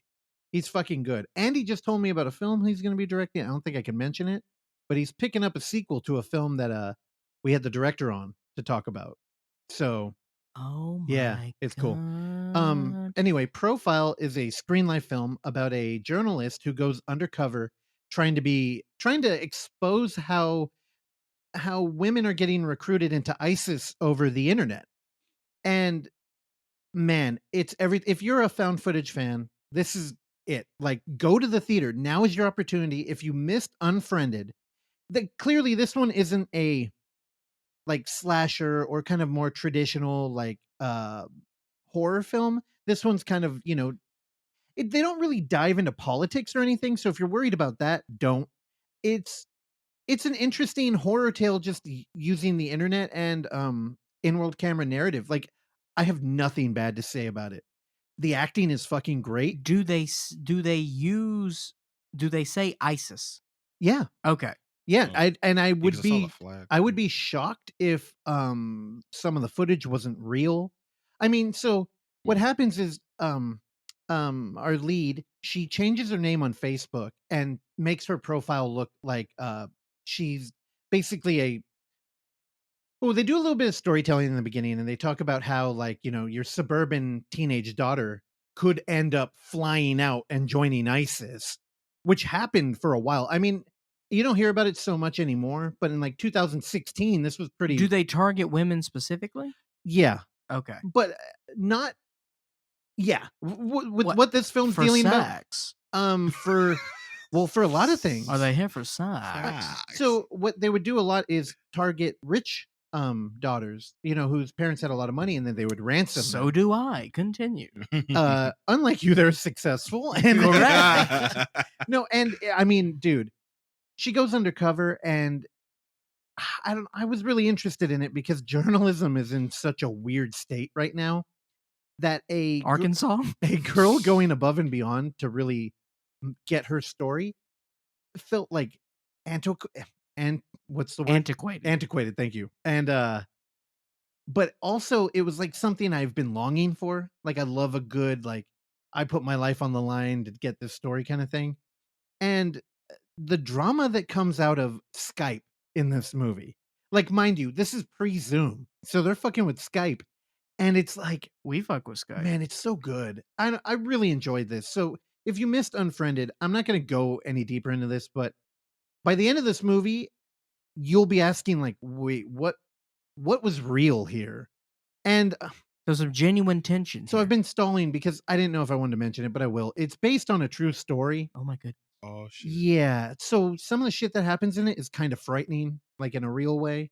I highly recommend go checking out Profile. All right. It's an hour 45 and it earns the time. I didn't realize until right now that it ran past 90 Would y'all watch minutes. it again? Oh, totally. Let's go watch Yeah, it. if Let's you go want to watch go, I'm down. Let's go. Let's go Today. All right. Today. Yeah, right now. Like, fuck, Right now. fuck this All shit. right, we'll Let's be just right go. back. We're gonna meet Randy at Tan Fran again. Oh, can we go get a milkshake from Five Guys? Oh, I do. God damn, the milkshakes are so fucking good. God damn. It's their milkshakes and Chick-fil-A. I just want to. God damn it. All right, I'm gonna cut his mic. And I've been eating a lot of Chick-fil-A in Arizona. Yeah. Is it better? Is it better out there than out here? Because I heard the It's ones. Chick-fil-A. It's Chick-fil-A. Just- Chick-fil-A. ain't nothing better in Arizona. I'm joking. What are you talking about? Confirmed. The guns. Never mind. The guns out there is better. The guns that you can The acquire. guns are better. out there is better. Yeah, yeah. How's the grammar? The guns out there. It's country grammar. Yeah. Ah, Nelly's on that list. You like Nelly? Who didn't like Nelly? Yeah, Nelly's. I Nelly's saw his dope. face, but he was trying to read you, and I'm telling you, when Nah, he's 'cause it wearing the just changed- glasses, it's hard. Yeah, it just changed my thought process around. I don't like, know. the music that you like. I saw the That's gears okay, turning, and he was like, "Is he fucking with me right now?" And Yeah. Who doesn't like Nelly? He was in The Longest Yard with Adam Sandler. He was Earl Maggot. He ran without shoes. He was like, man, I grew up in the hood. We didn't have shoes. I just run bare feet. You know, man. It's getting hot in here. I think I like That's so Furtado loud, more. dude. Huh? What? I think I like You- Furtado more. All right, Randy, Yeah. I think you jumped the shark. Randy. I was thinking it too, and I'm like, I'm gonna back off. I'm glad you had the balls and you went for it, Dude, no. I big fan of Nelly Furtado. I used to crank it hard to Nelly Furtado. Oh, you mean like the volume on your stereo? I remember when one of our music I'm like a videos- bird broke my stereo. Bro, when when I'm like a bird like came out, like she didn't put her last name, so when you saw this like the music video come up, it said Nelly, and the whole time I'm like, when Nelly finna hop on the song? Like, what the fuck? Who's this chick just singing? I'm like that? a bird featuring Birdman. Oh, shit. That's a track right there. I know. we She's need that. very attractive. Look. She got a butt on her. Well, yeah, she's a promiscuous girl. Promiscuous girl. Promiscuous girl. We need a metal version of that. Ooh. Profile, how many stars? I was thinking about it. I've been really behind on a Letterboxd. I think if I were to jump on there, it'd probably be 4.5. 4.5. I have Very one. high. I have What was one. the 0.5 for? I try to. He can talk about it once we see it this afternoon. Oh, yeah, Here's exactly, the yeah. thing. They always give me shit for rating things so high. So now I'm really, I'm really raising the bar Well, on yeah, my you standard. should take control of your marijuana intake. What? Thank- That has no. No, Mm. you said rating movies so high. Oh, Thank you so much. You got me. Continue. Yeah. All right. Okay. Yeah, that was. Wait, I got one more. Other than Spiral? Yeah. Oh my god. I promised our guest I would talk about it. Oh, Okay. yeah. Yeah, sequence break. So if you were able to tune into UF, the Unnamed Footage Festival 24-hour film fest for forgotten found footage films, you may have caught the film Space Clown. And if you were like most people, you may have been like, not for me, I'm going to bed. Or you could have been the cool kid, The gangster. our homies, the ones that we really love, and you stuck it out. And then you fall deeper into the hole with the Reel 2 and God forbid Charlotte's Net. But so when we first met Graham, who directed, wrote, and starred in Space Clown, I got this feeling that he was like, why that movie? You know, like he's kind of like, why Space Clown? And every now and then he would mention, I made another film, Sequence Break. And you could tell he was really into that and he was very happy and he really wanted it to be, watch that movie. So I did. I watched it. It's on Shudder right now. You can rent it on Amazon Prime. Sequence Break is if you read what critically was said about it, an homage to 80s horror. I would say not so much. we are kind of doing a traditional macabre story, but it's very gooey and actually it reminded me a lot more of Cronenberg. Like, it felt very Cronenbergian and So body horror, body horror, but it more in Canadian. You get nut. it's Canadian, but more in the relationship with electricity and like electronics. It's kind of like oh, son, I can't remember the name again. The movies with the twins. The one where the Cronenberg film where they're holding the control and it turns mushy into like boobs. eXistenZ. It's got that vibe going. But I wouldn't say the movie feels like a Cronenberg film because a lot of those are very existential horror turned inward. Sure. But this one, it like I mentioned in the interview, it had the vibe of like Carson Mell's Another Evil, or former guest on the show, Man We Love, Nicholas Santos, his film It Cuts Deep. Nicholas Payne Santos. Yeah, like it has that weird vibe of we made a movie, our location is this house. Tonally, we're all over the place, but somehow it works in every bend. And wait, no, I'm confabulating this. I'm thinking of fucking Dementia 2. No, Sequence Break. Whoa. I know. Oh, I shit. flipped in that was I'm having Do dementia. you need to do a take two? Yeah. And we No. all right. I mean, do you want to? I mean, do you want to come across as sloppy and unprofessional and shitting on our guest getting his movies mixed up? No, just tonally. So the similarities here are that the Sequence Break has a really strong cast at the heart of it. And it's kind of like indie drama meets Cronenberg. Well, Nightmarish Conjuring says it's Videodrome meets Altered States. Now, I haven't seen Altered States. I think that's incorrect, though. Altered States is kind of like a mind-bending film where Yeah. I don't You know. shitting on Ken So Russell, dude? Jasadi watched it with me, and we were Yeah. talking after, and the narrative always felt very like it knew what it was doing. And much like, I don't know, any film that has an enigma in its heart, it doesn't reveal that directly. And I don't know, it never lost me. Jasadi at the end was kind of like, what the hell did I just watch? Yeah. So maybe it is kind of like Altered States. I don't know. It was really good. Look, I didn't get what you Don't got. spoil anything. Oh yeah. But I mean, yeah, I didn't get that. I got something totally different. I don't know. It was very moist. The film was Ew. moist. Yeah. So you like that word, huh? we watched Wow. Sequence Moist. Break before Spiral. And I was thinking about it because, I'm like, okay, we upped the gore in Spiral. But Yeah. then after we went to Dementia 2 and it topped all of them. I will say, Clark, I think you'll really dig Sequence Break. And for as manic as Space Clown was, this way more control. You can tell it's a movie, and like what he wanted to do, he executed. We got a lot of lights, a lot of colorful lights, and No, I don't for sure. know. I definitely tried to get it together, but it didn't happen. It's fine. I'm just saying, whenever we talk about a film on the show, we tend to not revisit it. I think you would get something out of this. Oh yeah. And Chase Williamson, he's the lead in this movie. He's great, and he plays against what is her name? I'm not No. even gonna try and say that name. No, say it. Fabiana? That's Yeah. Fabiana. Fabienne you got it. Therese. Dude, they're great together. Chemistry doesn't Yeah, feel like yeah. fake in any way, She was good. dude. I really like. She was like my favorite actually out of the movie. Did you enjoy it? Yeah. I mean, it was cool. Like I was still like processing because it was just. I felt like it was something I was missing that I didn't know beforehand. Like I needed to know something. Yeah. Oh, like the first time you had iced tea, and then you were like, "What if I put lemonade?" Oh yeah.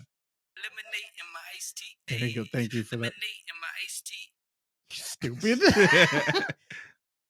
Yeah, I don't know. It's really good, and I understand why Graham was like, "Hey, go watch that movie, please." And it's on Shudder. I mean, yeah, it rules. Spiral, directed by former guest of this show, Darren Lynn Bousman. Spiral. What is the full name? Spiral, a chapter from the Book of Saw or something. Yeah, the Book of Saw came after the Book of Enoch. They also found it in that cave. Oh, for real? Who found it? None of you know what the Book of Spiral Enoch from the is. Book of Saw. Directed by Darren Lynn Bousman, written by Josh Stolberg, and Pete Goldfinger. Hey now. Sweet. Starring Christopher Rock and Samuel L. Jackson. This has been a very...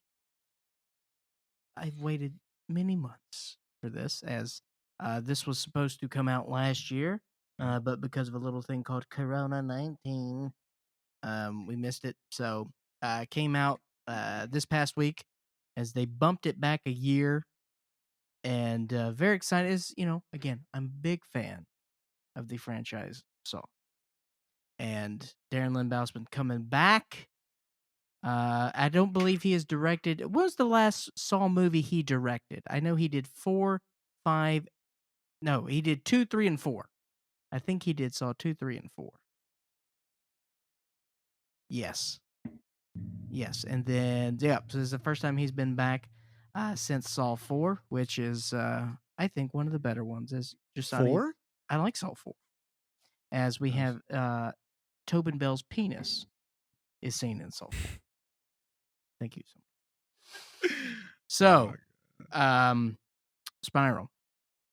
I think that the big thing with this, and the reason why I did like this movie, is because they finally... This is the 8th movie, I think, or 9th? Is this the 8th or 9th of Saw? Are we counting the 3D one? 9th. It's the 9th one. Oh, yeah, that one too. Jeez. They finally added a little bit more levity and a little more humor. And, having Chris Rock just do his Chris Rock thing for most of the movie was fun. And, the back and forth with him and Samuel L. Jackson was great. Perfect. And, now that, they add a little, they've got an original rap song at the end, and they've got some rap in the movie. So it had a little bit of a different tone. And in this one, we lean more heavily on the procedural aspect of the film, and which is not the first time, because again, I feel like half the movies kind of centered around a police investigation, obviously. Yeah. So they want to say that this is SVU Saw, but I mean where have they been for the rest of these movies? So like that element has always been there. Like when Donnie Wahlberg, what was that, Saw 3? So yeah. It's definitely a thing that's been happening with the Saw franchise. But I'll tell you this, the kills were very great. I thought they were fun, cringy. I had to look away during that finger trap thing. Oh, yeah, that shit. That finger trap one was rough. And the bottle one. Yeah. The bottle flamethrower situation. I enjoyed this. Now, again, as far as the twist comes, I mean, you see that a mile away. Yeah. And that... them trying to... That was just very lazy. The writing was lazy for the most part, but who cares? I enjoyed this. The characters were great. The music was good. Tom Six shows up at the beginning of the movie. Russ, did you think of that? When I saw this guy in this schlubby suit and that straw hat, I just thought, oh, it's Tom Six is here. I think you're right, but I didn't think it. But yeah, Saw, I enjoyed Spiral a lot, fellas. Yeah, I mean, I have fun. Like once I started, I think I had bigger expectations of the movie coming in, and then seeing how like they Why? took it. I don't know why. I mean, it's been a while since I've seen Saw, and have you watched them all? I remember. So I have, but it's been so spaced out. Like I saw the first, the second, a little bit of the third. I remember the last Saw I remember seeing was 3D. I didn't see Jigsaw. And yeah, so when I saw this, I don't know why, I just thought it was gonna be. I didn't know the tone was gonna be like this. Like when I saw the trailers, I think I saw like a sneak peek of it, and I thought I was gonna take a more serious tone. But then like literally the first 15 minutes of the movie is Chris Rock stand up. Like that's essentially what it is, and it's so good. Like okay, so I instantly like switched gears in my mind, like mentally, and I'm like, okay, I'm just sitting here having fun with this shit. Yeah, Darren Lynn Bousman. I was both former guest of the show, by the way. I can't remember what episode we had him on, if you could look that up. But it was when Saint Agatha came out. I was excited for it because he made my favorite one, which is part 2. It would have been February of 2019. Don't ask me how I know that. So yeah, he made my favorite of the franchise, which is part 2. Mm-hmm. And I realized after hearing Clark talk about it, he also made my least favorite, which was probably 4. And Donnie, the Wahlberg, he's been in 2, 3, and 4. Mm. He was there in the background kind of all the time. Yeah. And I think at that time he was also in Dead Silence too, Yes. playing the exact same character. Which was James Wan. Yeah. Which, yeah. I don't know. The thing I loved about part 2 was, the trap element is there, but it kind of took like a turn on the slasher genre where they're all located in a location. Yeah. And it's kind of more puzzle than a trap. Yeah. And I was hoping for a return to that. Like, I kind of like You talking about the Spiral? Yeah, and the new one. I mean, they did it a little bit where it's kind of like a what do you call it? When you're doing like a hunt and you got to run around and look for stuff. What the hell do they call A that? scavenger hunt. Scavenger hunt. Where it's kind of like you have like a map and you you got to scavenger around. You got to hunt things. No, you got more to that.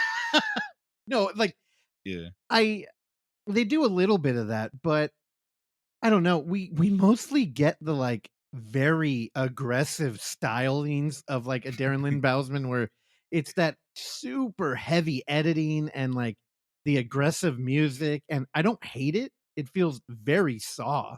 Like if another film were to do that, it would feel weird.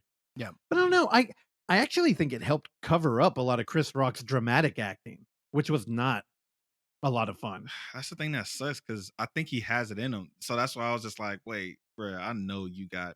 I've seen his other films and he can play like a He could good do it. serious role. So I was just like, what is it supposed to be like that? Because I'm like, this feels very TV.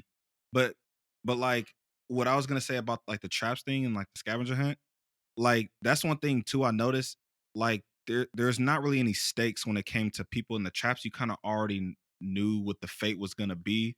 Whereas Yeah. I feel like in some of the other ones, it's like, oh shit, are they gonna make it out? Like you're kind of like on edge, like, oh, I think they're gonna do it. Which in this one, I feel like they show the aftermath first. So where when you're watching the traps go on, like I already know how this is gonna end. So why are you even showing me this? Narratively, it was weird because the first one you're kind of in it, Yeah. and then from then on they do a kind of like they follow the procedural first. So it's kind of like, oh shit, something happened. Yeah. And then we get there and then they do a replay of the event. So it Yeah. kind of like robs you of any suspense. Like, you Yeah. know, they're not going to get out. Exactly. So honestly, it becomes more grotesque and kind of like, I don't know, like, yeah, it's weird because you're really there just to watch them die at that point. Yeah, exactly. It kind of takes on the found footage, like the snuff fiction thing where it's like, we're watching a movie where we already know all the characters are dead. Right. But we're watching it anyway. And this film kind of did that. But then it lures you in with all the comedy up top. Yeah, goodness. That was dope. And I don't know. I really liked it. I realized that I may be taking kind of like a negative approach right now. But everything else really worked for me. Like I love there was a weird thing where a lot of the dialogue Chris Rock had, he would be delivering it while walking away from the camera. Did any of you guys notice? And I'm almost Yeah. like, did they overdub him? I think for sure. I think. Like I almost thought they rewrote lines he was saying and then just used that footage. There was a very clear ADR moment with Yeah. Samuel Jackson. Yep. I saw that too. Right? So what was going on there? Because we open up and he's almost doing a like 10-minute bit on not being woke. I feel like Right? Yeah. Which I much. think informed the film and kind of like, hey, we're not holding back here. Yeah. And I was kind of like, okay, cool. it probably could have been cause and effect, but I imagine there was some riffing going back and forth between Samuel Jackson Oh, and Chris yeah. Rock. Yeah. So maybe they were, cleaning some of that up because I imagine they were just like, let it go. How would you not? It was like Also, can we talk about how nice Samuel Jackson's apartment was? That was a that cool. was hella That was nice. a cool apartment. Wait, Randy, wait. your thoughts? It was a dope apartment. Wait, now in the movie, Chris Rock is the son of Samuel L. Jackson, Yeah. but also he's his tenant, but he owns. Like I was No, they stay in the same apartment complex. I know, but does he own the whole complex? No, he just stayed there. I guess he just knew they hinted that he knew the landlord, so he was able to get a key from the landlord. Yeah, I don't know. He was like, Didn't he say like You you know owe me who I am. rent or something? yeah, he straight up said that, like, oh, when you start paying rent. Oh, But I was weird. So he owns. Okay. Right? It's weird because he's in like room 5, and then Samuel Jackson like room 8.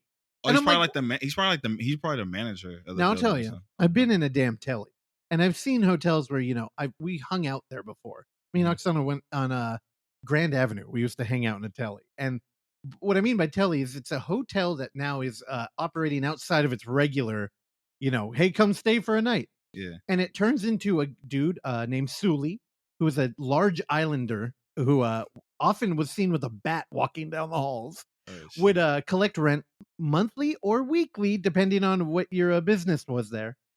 And I was kind of like, is that what we're doing? Like he's kind of like crashing, and Samuel Jackson's just like, oh, I'm a cool tenant on the inner city. But clearly, no. Yeah. That was like an upscale, That shit look like a beautiful nice loft. apartment. Yeah.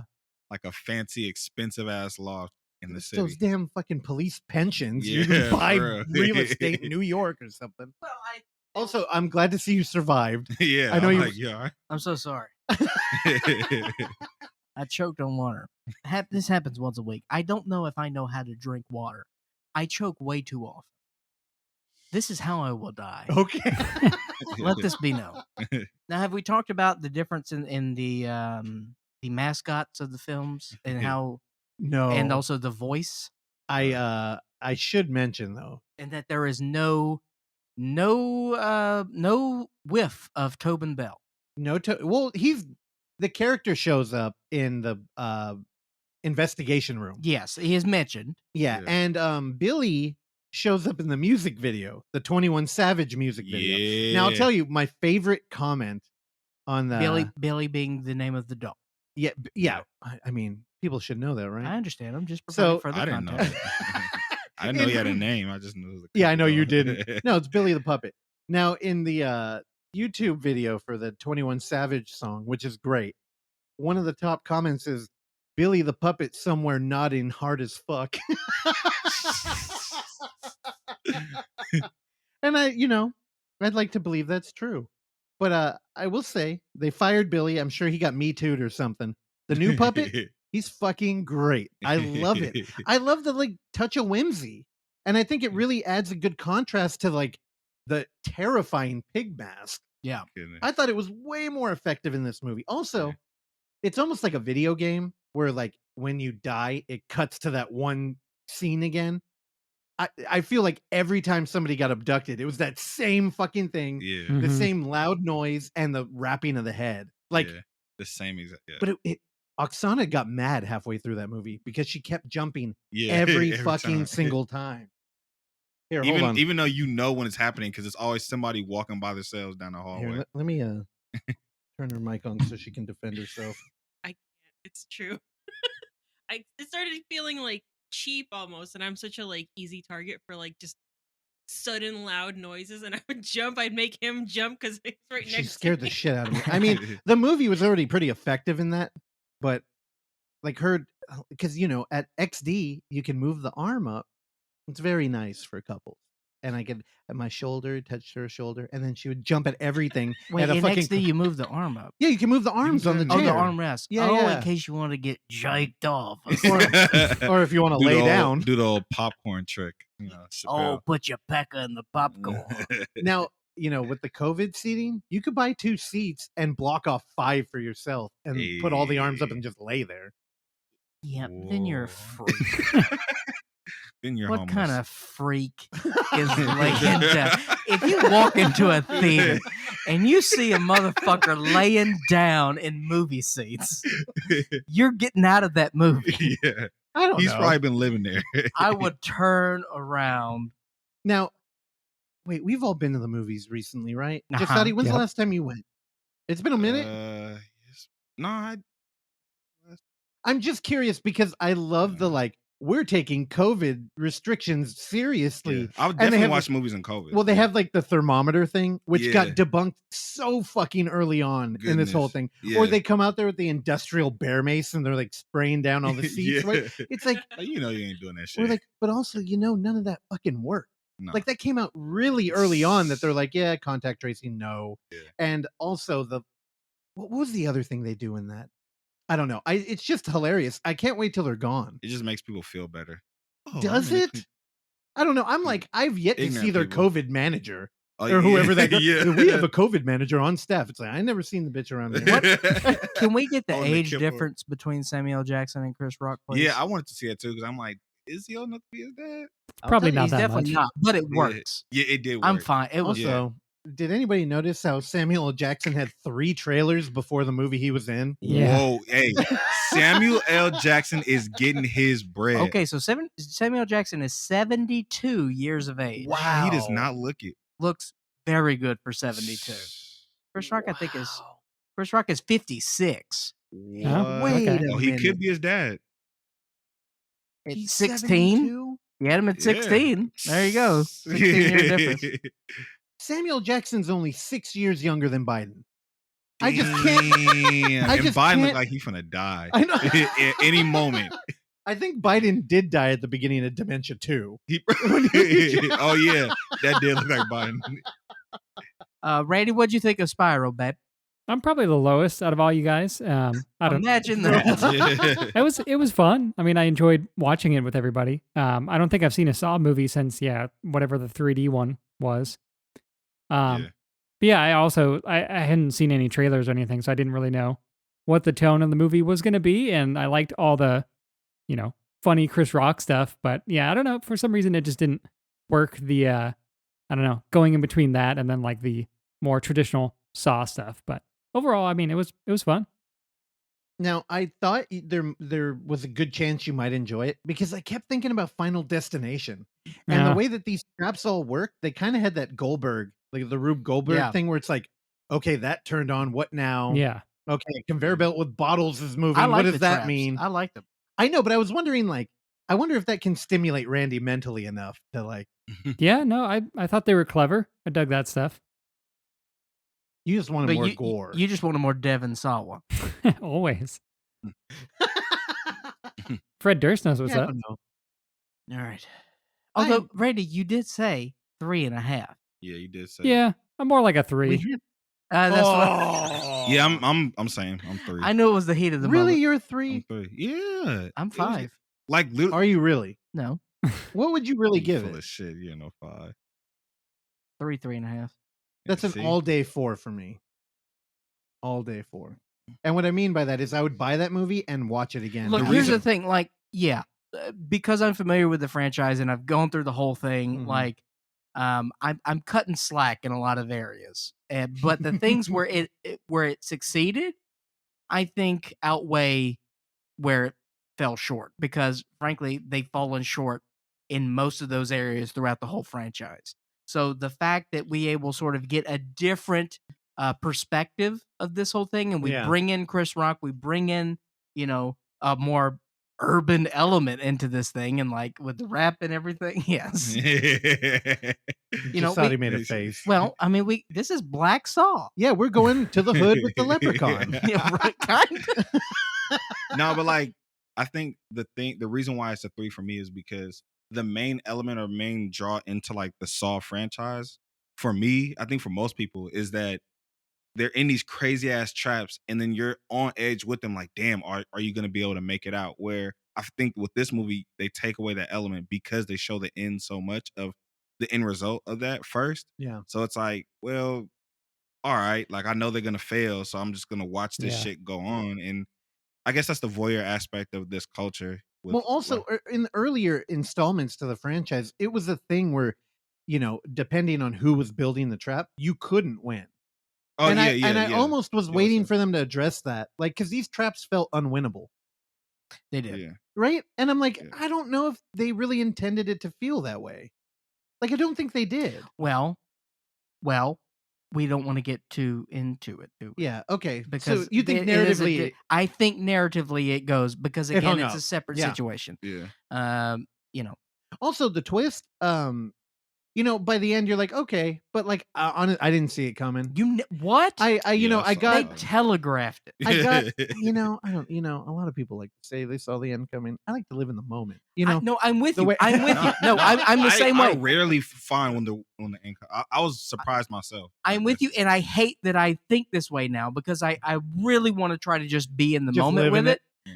But immediately I'm like, oh, it's No, don't. Yeah, we are doing the post Scream thing where it's like if you introduce a new character at this point, it's cheap. So it has to be somebody. But I don't. Again, and I will say, I thought it was funny that you're like, I've seen the whole franchise, so I'm giving it credit. The problem with this franchise is there's so much redacted like the reason I don't like part 4 is that's the first time I remembered the movie opening with a like recut Yeah. where they're like, hey, here's last time. And you're like, that didn't happen last time. Yeah. Wait, what? Yeah, because they would kind of like myth the story to kind of open a new door for them to go in a new direction. Oh shit. Yeah, and they would get like it wasn't so subtle. It's been so long. Like I haven't seen a lot of these movies. Also, I think I probably did see it. One of the best things about Saw was it used to open on Halloween every year. Mhm. So it turned into like a yeah. tradition. That 100%. That's Yeah. exactly what it was. It was the Halloween movie. And it's kind of a bummer because again, Halloween is, where you dump a horror movie that you don't think is going to do well. Because it's like, oh, it's Halloween. People will go watch it anyway. Yeah. Well, this movie came out when I was a senior in high school. Saw 1 came out when I was a senior in high school on Halloween. Dang. And then, for the next 7 Halloweens, Yeah. it always came out. So it is the only reason why I ever paid any attention to Halloween weekend is because of Saw. Yeah, I don't know. I really enjoyed it. Billy, you could stay gone. I like the new puppet. I like Billy. I'm cool with the new puppet, but I like Billy's too cute. and I'm okay with the new voice. So that wasn't his. That was not Jigsaw's voice. No, it was the witch bitch. You nailed it. Exactly was Who's It was- which bitch? Bad Ben. Amazon Bad Prime. Baby. Bad baby, yeah. Bad Baby Only It was Ben. it was the baby. The baby. The baby. Oh, let's go. So you know how The Boys, there's the animated show that you talked about earlier? Yeah. Well, Bad Ben, the found footage stuff with Nigel Bach, our favorite guest on the show ever. Oh yeah, I like Bad Ben. Well, the he had- old man. He has an animated counterpart that you can find on Amazon Prime. Actually, I wonder if he pulled it. But it's called The Witch Bitch is episode 1. Watch that. And the titular witch bitch sounds a Titular lot witch? like... Titwitch. It sounds exactly the same. It's a voice modulation program. It's a voice modulation oh my program. God. Yes. All right, I'm going to cut your mic. So anybody can acquire this and sound like the same person. I would say so. So it's like That's- auto tune for movies. That's part of the fear of Scream, motherfucker. You never watched Scream? yeah, I saw Scream. What That's about like it? a big part Do of you part like 2. scary I know. movies? I don't know what's horror. They're like, it could have been anyone. Because you could buy the, like, hey, bitch. Oh, Yeah. Bro, it's been so long since I've seen Scream. I forgot. What? Speaking of Scream, fuck Randy. What? Wait, I don't... Oh my God. You See, missed that's it. why You he missed needs the it. thing. Oh, okay. That's okay. There's a little walk there because there's 3 friends covering Scream is where I pulled that from. So, Goodness. I mean, fuck, you confused me there. And you know what? I also And you unplugged turned the it. Yeah, I'm about to soundboard. say. You Oh just- my God. All right. We're ending it. Enjoy our interview with Graham Skipper. He's a lovely, lovely man with an incredible amount of patience for us and our bullshit. So thanks for Graham for hanging out, and thank you to you for being you. Goodbye. Is that your new sign off?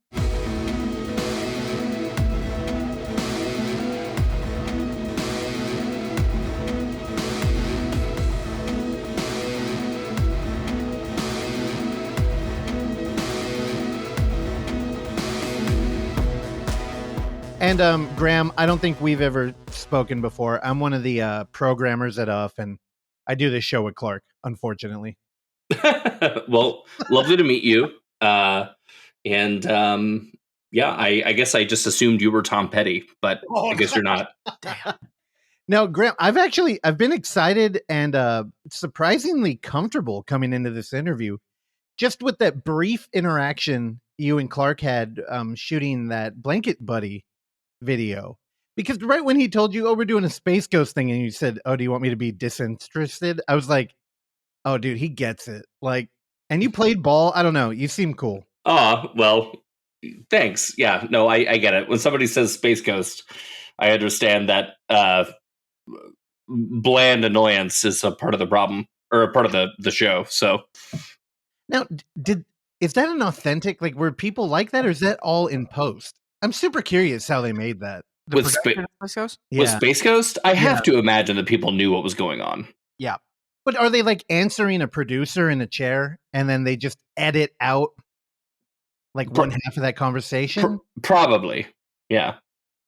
So remember, Russell, we watched they released a table read episode of Space Ghost. So we watched that, and it was the Conan episode.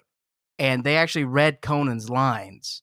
And it was, basically constructed to be like it was supposed to be in the moment, and Conan was addressing things but everything was, constructed. Well, that's interesting too, because then they're kind of asking the guest to act Right. in a way, but like in a like found footage way, where it's supposed to be like breaking the fourth wall. Oh, that's funny. They put the Bernie meme in the Space Ghost.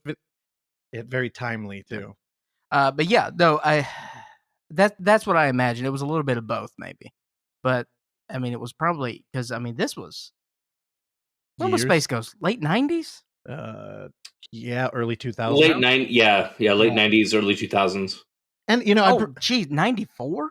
Oh shit! Damn. Yeah, I bring it up because when we were doing the show, I realized we were so worried about the technical end because we've been doing this podcast for like 5 years, and we always talked about doing some sort of video thing. And then because of COVID, our film fest turned into an online thing, and we needed a video component. And then right before we were talking to Graham, I'm like, oh, is there like an end to this where we should have like rolled out the red carpet for the guest? Or I mean, because Graham, you came in there kind of blind. I did. Yeah. But I mean, you played ball, and that's essentially why I'm so excited to have you on today. Oh, well, thank you. And I'm always down to play ball, and I'm excited about talking today. Well, yeah, man, let's start off, sort of wrap up with the festival. We showed Space Ghost there. As a Space Ghost? Space Clown. Space Clown. Oh, God. We did not show Space Ghost. We tried. Obviously, no rights issue. But Space Clown, of course, your film, we showed. And, Graham, we gave Space Clown a prime spot. Which I very much appreciate. However, I'm not sure that everybody else appreciated it. Maybe they did. I don't know. Here's the thing. So many people were talking about Space Clown while Space Clown was playing. Therefore, a giant success. Yeah. I mean, look, I certainly didn't make that to be a blockbuster middle America crowd pleaser. So I'm just glad that people got to see it and that you all decided to show it. Grant, I got the vibe from you that you were like almost a little worried that we were showing it. Not worried as much as like, I don't know. It's a very different vibe than the films that I'm trying to put out now. Yeah. I'm very proud of it. And it's my little weird mutant baby that is chained up in the attic. And I love it dearly. And, it's hard to sort of provide context a lot of times when people see clips of certain jokes and things like that. But that said, I'm very very proud of the film, and I'm really happy that people have seen it. And I've had a few comments from people that have been very kind and have sort of insinuated that like, oh, I've seen this movie, and this is the movie that I show to a potential date to see if they're a good match for me and stuff like that. Which I worry about that person, but hey, whatever. I think that's great. So yeah, and I'm glad that people have seen it. And in making that movie, all I really wanted to do was bring people joy, and I guess I kind of did that. Now, yeah, I had figured you were almost worried just about like the current like Twitter culture, where people like to pull things out of context, like you're talking about, and just kind of like I don't know, crucify the creator. Yeah. And well, everything is clickbait, headlines. yeah. So it's context is out of the picture. The thing is, we had a live chat on there, and I guess we hadn't really thought about it much. But when a film was kind of like, okay, and we're used to, we're a regional film fest, really. And we know most of the people that come in just because we can corner them in the lobby and talk to them. And I didn't realize like how broad an audience we were going to have. And also like, it's a bunch of people who didn't know us. So when little hints of like, oh, what the hell are we watching? Like started popping up in the chat. It was kind of cool because all of the film programmers were there. So we could like literally talk to people about it. And I can safely say that nobody was offended by your film. Now, the film God damn it! No, I failed. No, there's another great podcast out here, and they do like philosophy and horror, scary thoughts. And they recently came back, and they mentioned and they were talking about it. And insanely, they started off complaining that we did a marathon and that they couldn't just watch whatever movie they wanted on demand. And then they related that to something Tarantino had said, which was very, it was flattering. Well, you were flattered to be compared to Tarantino. They drew a line to Tarantino saying the great thing about a film, about a theater, is that you're on the movie's time. Like you don't get the movie's in control, right?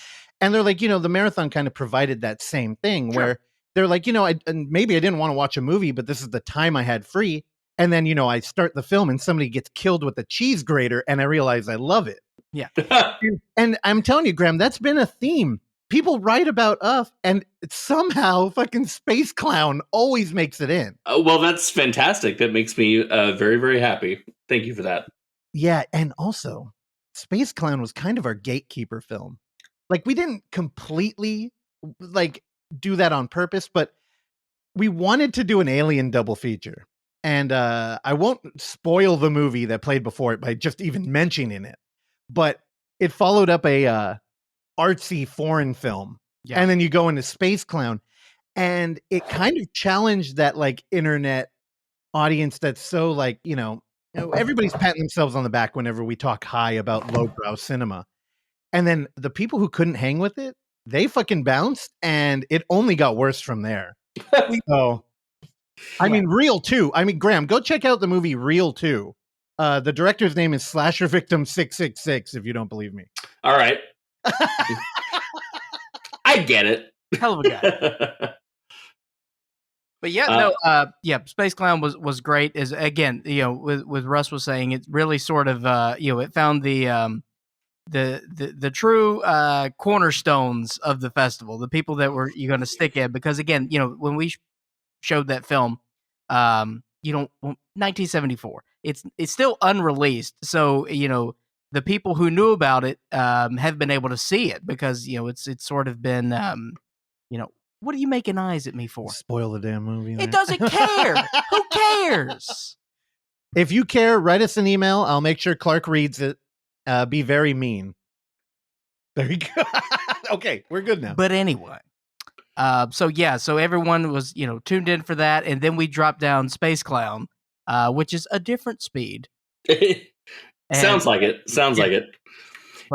sounds like you followed up like the Red Balloon with right with Tromeo and Juliet. Hell yeah, a little bit, because 1974 was all shot on 8mm using short ends, and we followed up with Space Clown, which is. I mean, as far as, I think we should all take credit in this room. I mean, I think it was a home run scheduling, home run of filmmaking on your end, and we just celebrated the rewards on that. Well, I really do appreciate it, and I, that movie is a little, I don't know, a little hidden gem in my repertoire, and I love it dearly, but not a lot of folks have seen it, and so I was very happy that people actually got to watch it and that it seemed like people enjoyed it. And at the very least, people are probably still thinking about it. And that's what we want, right? Now, was this a college film or a film that you made, with people that you met through college? Oh no, this had nothing to do with college.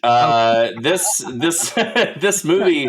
So I guess the story behind Space Clown is, let's see, I had already filmed Almost Human with Joe Begas, and I had also already filmed a short film. And after I got back from filming Almost Human, while that was in post, I just sort of thought to myself, I really want to try to make a feature.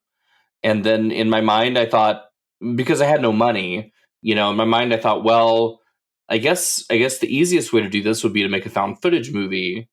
And then from there, I thought, well, I don't want to just make like any found footage movie, what's the most ridiculous setup that I can think of for a found footage movie? Like, what's the stupidest thing that I can possibly think of? And so I thought of a space clown.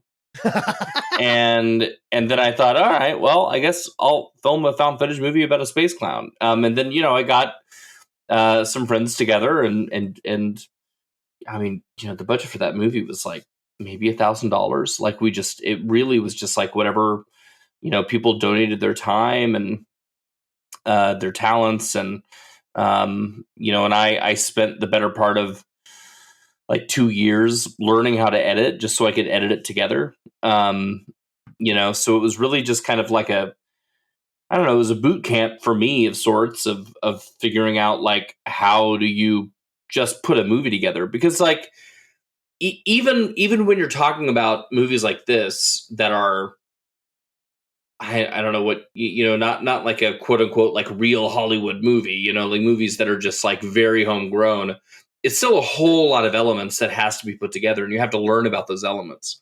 And so like with Almost Human, I was an actor in it. And so I acted, and then I was just kind of like out of that process after that.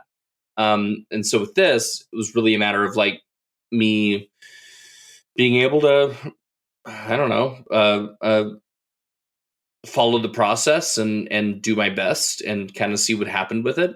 And then somehow, miraculously, I finished the thing, which is also its own hurdle, and managed to convince Wild Eye to put it out, and that was sort of the end of the journey for me with that. It was just sort of a bit of a war of attrition to finish the film, but I'm very proud of it, and I'm happy that I did. And it's really funny to watch it back now and think about like just the process of trying to put the whole thing together and having no idea what I was doing, and just wanting to do it so that I could learn how to do it. Yeah, and then the end product of that is that then you have a fucking movie that you're able to release.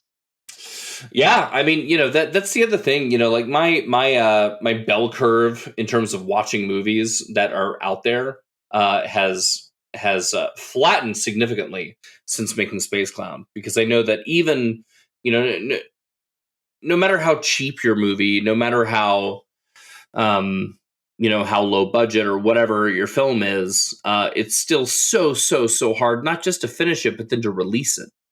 To get somebody to actually put it out. I was so lucky to get a DVD release on this, and that's really all that I wanted. I just wanted to be able to have it on my shelf. Yeah, I mean, it's hard. It's hard to do. Oh, I didn't know we had a physical release. Russ, let's get on that. We got to add it to the collection. Is the DVD still available? I mean, it's out there. I don't know. It might be one of those situations where they sort of make the, what's it called, like print on demand or something. Oh yeah. But I have no idea. I have had people tell me, like they found me on Twitter and have said, "Oh, I found this movie in the dollar bin at a Target, and what the fuck did I just see?" That sort of thing. And that makes me so happy. Okay. That to me is like, because when I was a kid, that's what I was looking for. My mom would say, "Here, you have $1, go buy a movie." And I would go look for whatever there was. And so I just hope that somewhere in the world, some like 12-year-old kid spent $1 on Space Clown and got it and is just like still reeling from the nightmare. So what attracted you to the found footage genre? Like, did you just want to make fun of it, or was no, not at all. Not at all. No, it certainly wasn't about making fun of it. It was Graham, for the record, that's totally fine. It's cheap. Like, I've enjoyed many a movie that makes fun of this. Yeah, no. I mean, it was, well, I guess that perhaps that depends on the definition of makes fun of it. For me, when I think of found footage, right, the whole approach to it is the cinema verite. Like, you have to buy in that this stuff could be really happening in order to be really scared by it. And I think some movies have done a really great job of that. Like, one of my favorite movies of all time is the Blair Witch Project. or like Mungo recently. I think Oh, does yeah. a really fantastic job of convincing you to suspend your disbelief. I think that like for me with Space Clown, the whole point of it and the whole point of doing it found footage was twofold. One, it was because I wanted to do it cheaply, and I also knew absolutely nothing about lighting or sound. And so I thought, well, if I just build into it that there's, it's just natural lighting and sound, that'll maybe give me a little bit of grace with viewers. But then I thought also, like, what if I go the whole other direction from found footage? And if I'm asking people to suspend their disbelief to believe that this could be really happening, what's the least likely thing that somebody would be watching that could be really happening? And a Space Clown was it for me, So it was certainly a comedy, like that was the intent, and I certainly wasn't trying to pull the wool over anyone's eyes, but I think that I thought that it would be very funny, if people thought I was trying to pull the wool over their eyes, that to me is funny, and that was comedy. And so it wasn't about making fun of the genre specifically, but it was about sort of, I don't know, I guess there was a bit of poking fun at it, but in a way that sort of acknowledged that, yes, there are way better movies that have come out. You touched Yeah. on something there that I hadn't thought of. And I think a lot of the stigma for the subgenre came out of an understanding that the films were like diegetic in approach, or just, made to be extremely real in an attempt to scare people. And I think it's a misunderstanding there. I think it's just a new way to tell stories. And, like with the mockumentaries, like What We Do in the Shadows, like that's not a horror movie, but it's definitely a send up of like quirky documentaries. Or there's a new movie out right now, Profile, that's about online recruiting for ISIS. And the platform, like the way that the narrative is approached is a lot like Unfriended, where we're on a laptop and we're watching recorded videos. And they build a story, but they also, so they're journaled by dates, and every now and then they'll skip dates, and it's kind of a way to keep track with the pacing of a traditional feature. And it's pretty interesting when you're looking at it, but halfway through the movie it's like, wait, whose computer are we on right now? And I think that's really like, where found footage is going down. It's a lot more interesting. So another thing I wanted to mention too was the only time we ever broke our Dogma 95 rules in the film fest, I think, was with Space Clown too. Worth it. Yeah. Well, congratulations there.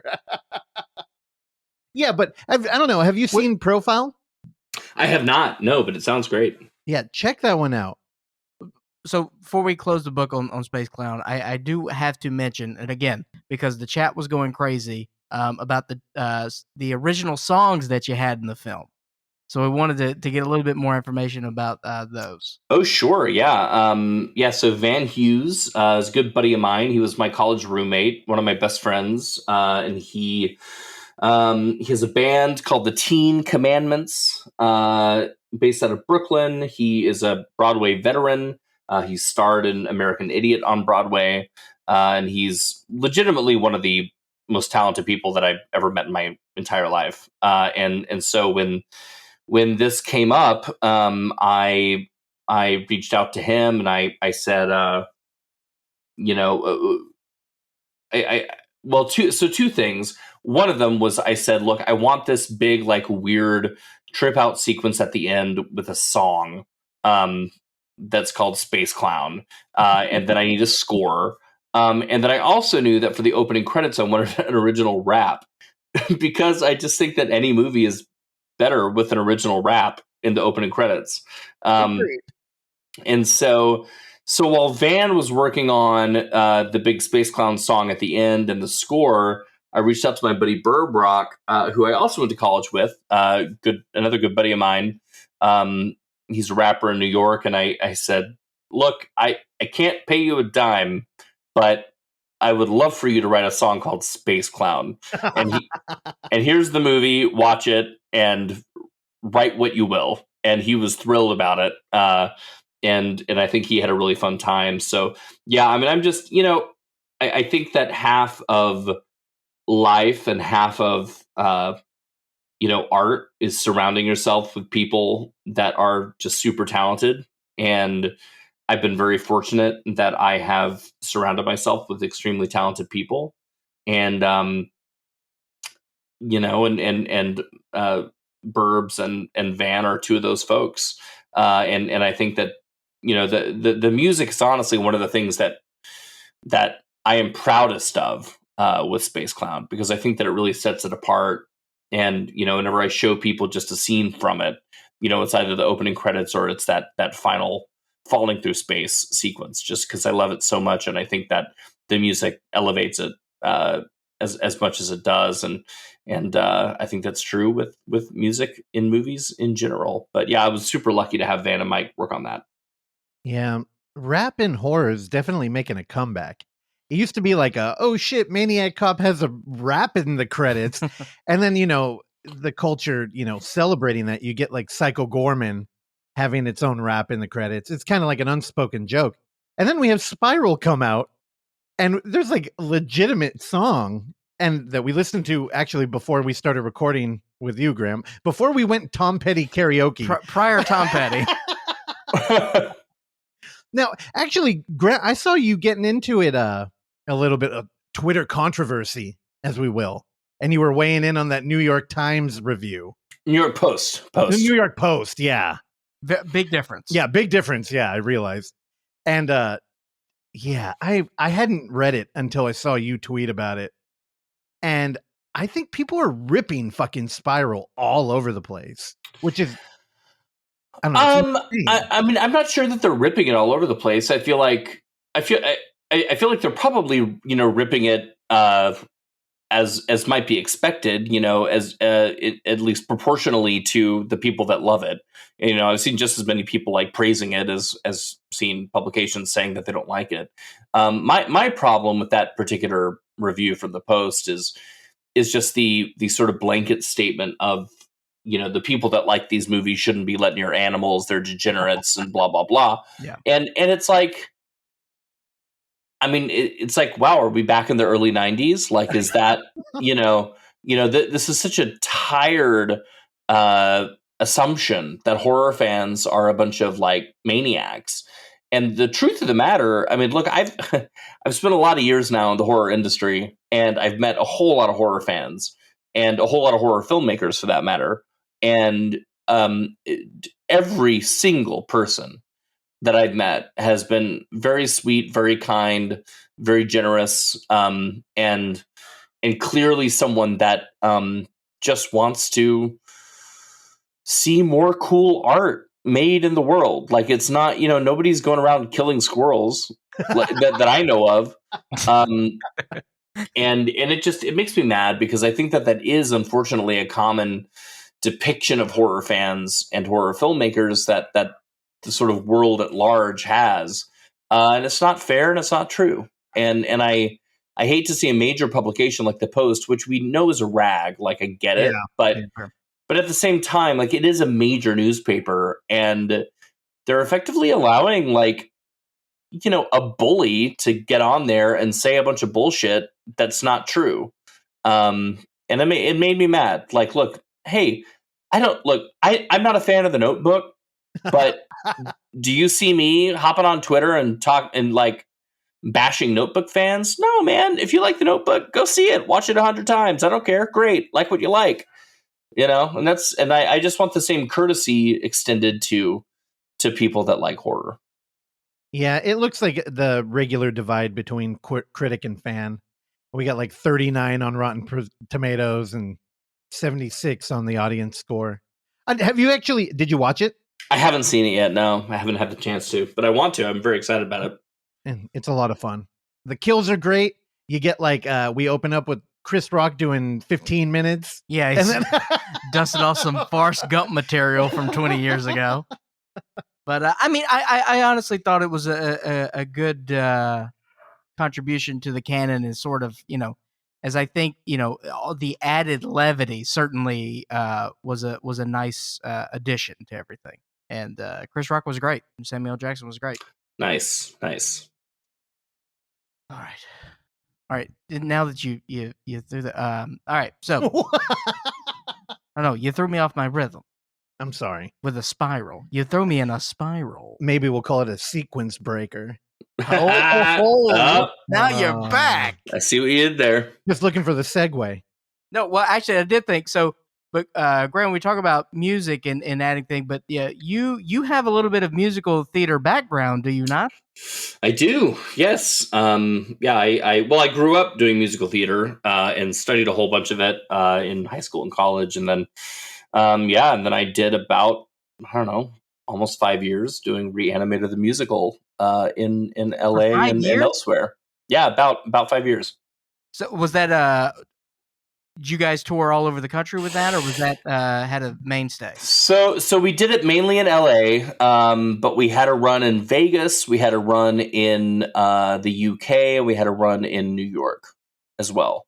So we did it around. Primarily, it was LA, and it was really the best time of my life. I talk about a dream role and a dream job.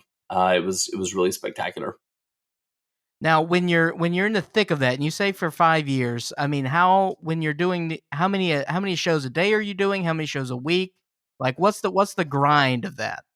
Well, I mean, at the most, we were doing 8 shows a week in Vegas, and that was, every night, Tuesday through Sunday with 2 shows on Sunday. Whew. And that was the most consistently we were doing. But I mean, we were typically we were doing anywhere from 5 to 8 shows a week. Now, in that time, as a performer, do you have to, you hear a lot of performers in, doing musicals and stage performance specifically, have to worry about saving their voice. Is that something you had to do and train yourself on? Yeah, I mean, it was really a matter of just taking care of it. Like, I can't recall. I mean, I'm sure at some point I lost my voice and I had to, sort of nurse it back to health. For me, it was my back. I had a lot of back problems while we were doing the show, and I had to, really take care of that to make sure that I could move around and stuff. Yeah, I don't know. I mean, it was it was truly a marathon, and it was, I think, for all of us, just a matter of doing the best we could to keep ourselves healthy and keep ourselves fit, and do the very best we could so that we could do the best show that we could. Like Rachel Avery, who played Meg, like, she broke her foot in the middle of a show, and she had to deal with that. Like, I don't know. It was I still have a fucked up knee from, the ending song where I fell to my knees in the middle of the number. But it was great. I mean, it was great. I would not trade those years doing the show under the tutelage of the great Stuart Gordon for anything at all. I'm so grateful and I'm so thankful, and I look back on those years extremely fondly. So you said you grew up in musical theater and you were trained, being in the theater. As far as a performer goes, do you prefer that sort of live atmosphere and that immediate gratification you get from a crowd opposed to film? I mean, it's like apples and oranges. Like, I love both. I love film because you really get to, explore your choices a whole bunch over and over again, and it's just such a different process. Like with theater, there's obviously the thrill of you're about to walk on a stage and you have to do this thing, and it's sort of like a train leaving the station, and you better get on or you're fucked. Like that, and I love that. And I think that for me, you know, I miss those days a whole lot. I miss seeing the same people over and over again for months at a time. You know, that we all. I mean, the whole the cast of the show just became like best friends with each other, and so it really became a thing where every time we would, you know, gather for the show, it was like getting back together with your family every day. That was really lovely. You know, and also just getting to like continue to, over those many months and years, like continue to explore your character. I mean, like Stuart, you know, so typically in a live show like that, you kind of stop getting notes after a certain point. Like you know, once you open the show, then the show's kind of yours and like there's no more notes. Stuart never did that. Stuart continued to give us notes even up until the very final performance. You know, we've done it for about 5 years, and it was the very last show in Vegas. And he came up to me about 5 minutes before the show started, and he gave me a note. And I said, Stuart, like, it's our last show. Like, you want me to change something now? And he said, well, yeah, it's the last time we have to get it, you know, to play around with it and get it right. And I went, oh, well, okay. Yeah. Makes sense. What was the note? I think it was like my timing on a look that I gave during a song. It was something like that. Like it wasn't something huge. Maybe it was like a slight change of a line. Like maybe it was, you know, instead of I don't know what it was. It was something very small.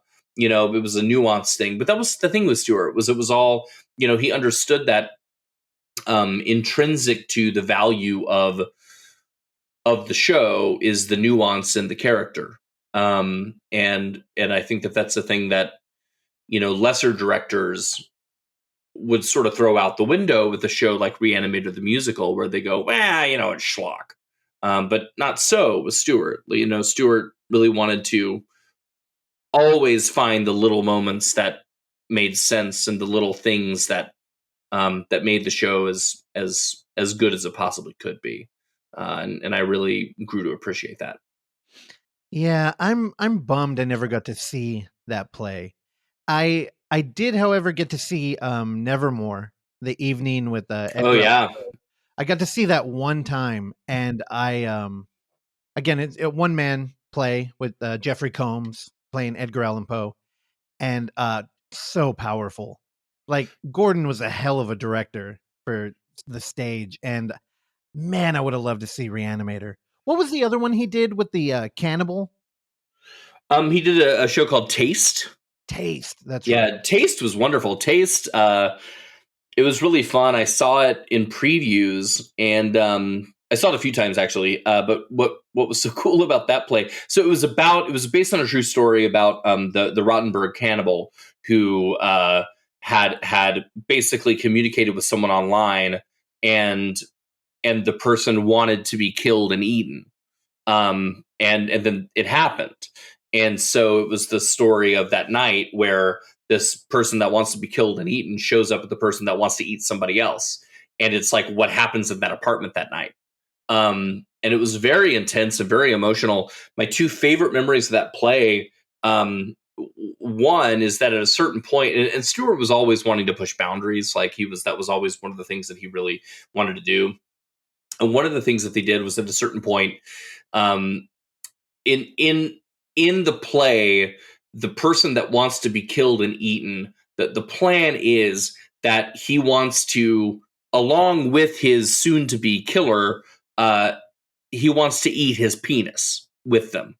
He wants to have the person cut off his penis, and then together they're going to dine on his penis. But in order to do this, the killer has discovered that it's best if the penis is hard, and the guy can't get it up. So they watch porn together. And so there's a whole sequence where the two guys are sitting on a couch with their backs to us, and they're watching on a big screen TV hardcore gay porn that the audience is, of course, watching. And it goes on for like a really long time. And it's a thing where as you're watching it, you're going, you know, like, wow, this is really remarkably transgressive, even though it shouldn't be. But I mean, good Lord, when was the last time you sat in a room with 200 other people watching hardcore gay porn? You know, You'd be surprised. It's been weird on all of us, man. but then the other thing that I loved about it was he built a working kitchen on stage, and so when he ultimately does cut off the penis, and they had all these amazing like sleight of hand, special effects to make it really look like it happened. It was incredible. He swaps out the prosthetic penis with a sausage, and he starts actually sauteing a sausage on stage. And so as an audience member, you're smelling this really delicious smell, and it's making you hungry. As you know in your mind, oh, that's that dude's penis that they're about to eat together. Man, that always struck Making me. you hungry for dick. Now, that's kind of the reason why I like found footage. It's just a new way to interact with like material. Sure. And I always thought of all the senses we have, smell would be the most personal. Just because you know how whenever anybody farts and you're like a kid, you're like, oh, you're smelling part of that fart. Like there's particles in your nose. Like it always felt like, dude, he's got somebody on stage cooking. Like how it's such a collaborative thing. Like we watch a movie together, but somebody might be on their phone and not getting it. But they're smelling what's coming out of the kitchen. You can't escape it. Man, Gordon, what a fucking cool dude. He was really incredible, and his stage work especially is something that I want more people to take notice of. I mean, he founded the Organic Theater Company in Chicago, which was a very famous theater company. Like if you've ever heard the name David Mamet, the famous playwright. I mean, Stuart launched his career. Stuart launched the careers of Joe Mantegna, of Dennis Franz, of Meshach Taylor. And he did all this stuff through these incredibly daring shows. One of my favorite shows that he did was called, I believe it was called The Game Show. And again, Stuart was all about pushing boundaries. And in The Game Show, what the ruse of it, right? The setup was that you're going to go see a game show, like a quiz show. And there were going to be like people at podiums and, and a host and whatever, and they were going to be answering questions. But what Stuart really did was after everybody went into the theater, he had bouncers that were standing at the doors, and they chained the theater doors shut so nobody could leave. And then the show itself was just interminably boring, just long. It was like hours and hours and hours long, really boring, really bland, really dull. And Stuart slowly cranked the heat in the auditorium throughout the show. And the rule was the show was not allowed to end until the audience literally rioted and demanded to be set free.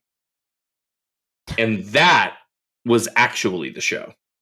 Wow. So what happens when the audience like turns on the show? Well, then they open the doors, but it has to reach a certain point. He was like, I want people storming the stage. I want people like breaking things down. I want to get the audience to their absolute limit of what they're willing to accept, and then we'll let them out. Wow. What's the liability on that with the theater and whatnot? Well, it was the 70s. Wait, what is that? What is that musician who would go up there and he had that song that was like 423? John Cage. Thanks, Randy. Hi, Randy. Where he's like the performance is the noise that is generated by the audience. John Cage is in from Mortal Kombat. Yeah, before he did that screen capture test with the little balls for the video game. He That's right. was reinventing the way we listen to music. Oh wow, crazy! What a career! I love Randy. I love you. Thank you so much for popping in with those little tidbits. I always come in with the pretentious stuff. Okay.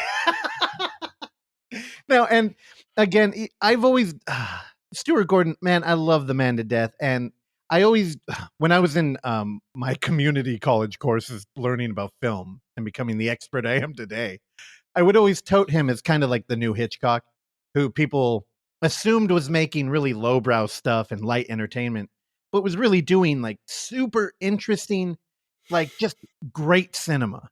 And taking chances. Yeah, and our buddy out here, film critic David Robson, he would always tell me, like, look into his play work. Like, and that's how Mammoth, like, even got on my radar. I think we covered Edmond. There we go. Yeah. Yeah. The collaboration they did, which I think was incredibly weird. I enjoyed it, but I love that movie. It's a hard watch, but it's I think it's remarkably done. Yeah, what a fucking weird film. Now, we got to bring this back eventually. It's so interesting talking to somebody who got to work with Gordon like that, though. And thank you for sharing all that. Oh yeah, I mean, I'm just so thankful for those years, and I miss him every day. And he remained a very close friend of mine right up until the end. And you know, I just hope that, you know, people continue to discover his work and continue to appreciate what he did, because, you know, I feel like, you know, everybody talks about like Cronenberg and Carpenter and like, you know, those guys but for me, you know, Stuart really is one of the only of sort of the horror greats, the masters of horror, if you will, that doesn't have a single dud in his filmography. You know, every single one of his movies is daring and is weird and is fun and is well made. And I love when people like discover some of his lesser known stuff. And I, you know, now that he's gone, I just really want to continue to champion that, because you know, he changed my life and really, you know, completely set my whole life and career on a new course because of his faith in me. And I just want his legacy to really be appreciated, you know, which I know that it will, but I want to sing his praises anytime that I can. Do you have like an oddball recommendation, like maybe a film people aren't familiar with that they should check out of his? Sure. Yeah. I mean, I have a few. I mean, like the first one that pops into my head is he made a Disney film called The Wonderful Ice Cream Suit, which it stars Joe Mantegna and Edward James Olmos. And it's based on a Ray Bradbury story. And Stuart had actually directed the play with Bradbury, like collaborating with Bradbury on this play. And then he made this movie, and it's a Disney film. It's for kids. It's a musical. It's a lovely, lovely movie, and it's basically about a group of 4 guys that discover this magical all white suit. And basically, while you wear the suit, everything you want to happen happens. It grants you every wish. And so these 4 guys, they split the money to buy this suit, and then each of them has like an hour to wear it. You know, is sort of the idea. And I love it very much. And what's funny is my sister actually was at, I think it was like Dallas Sci-Fi Con or something. She was at a con, and Edward James Olmos was there signing autographs. And I said, oh, you gotta, you know, tell him about your connection to Stuart, because my sister had, of course, met Stuart. And so she waited in line and got up, and she told Edward James Olmos, you know, oh, I know Stuart Gordon. And Olmos, and of course we all know his career, right? Like almost his career is like legendary and epic. And what Edward James Olmos said to my sister was, you know, The Wonderful Ice Cream Suit, that was the most fun I ever had working on a movie. Whoa. Fuck. I mean, how cool is that, right? How cool is that? How can you even find it? So I believe, I'm not sure if it's on Disney Plus now. I haven't actually looked. I have. So many years ago, I was in Stuart's office, and he was telling me about this, and I'd never heard of it before.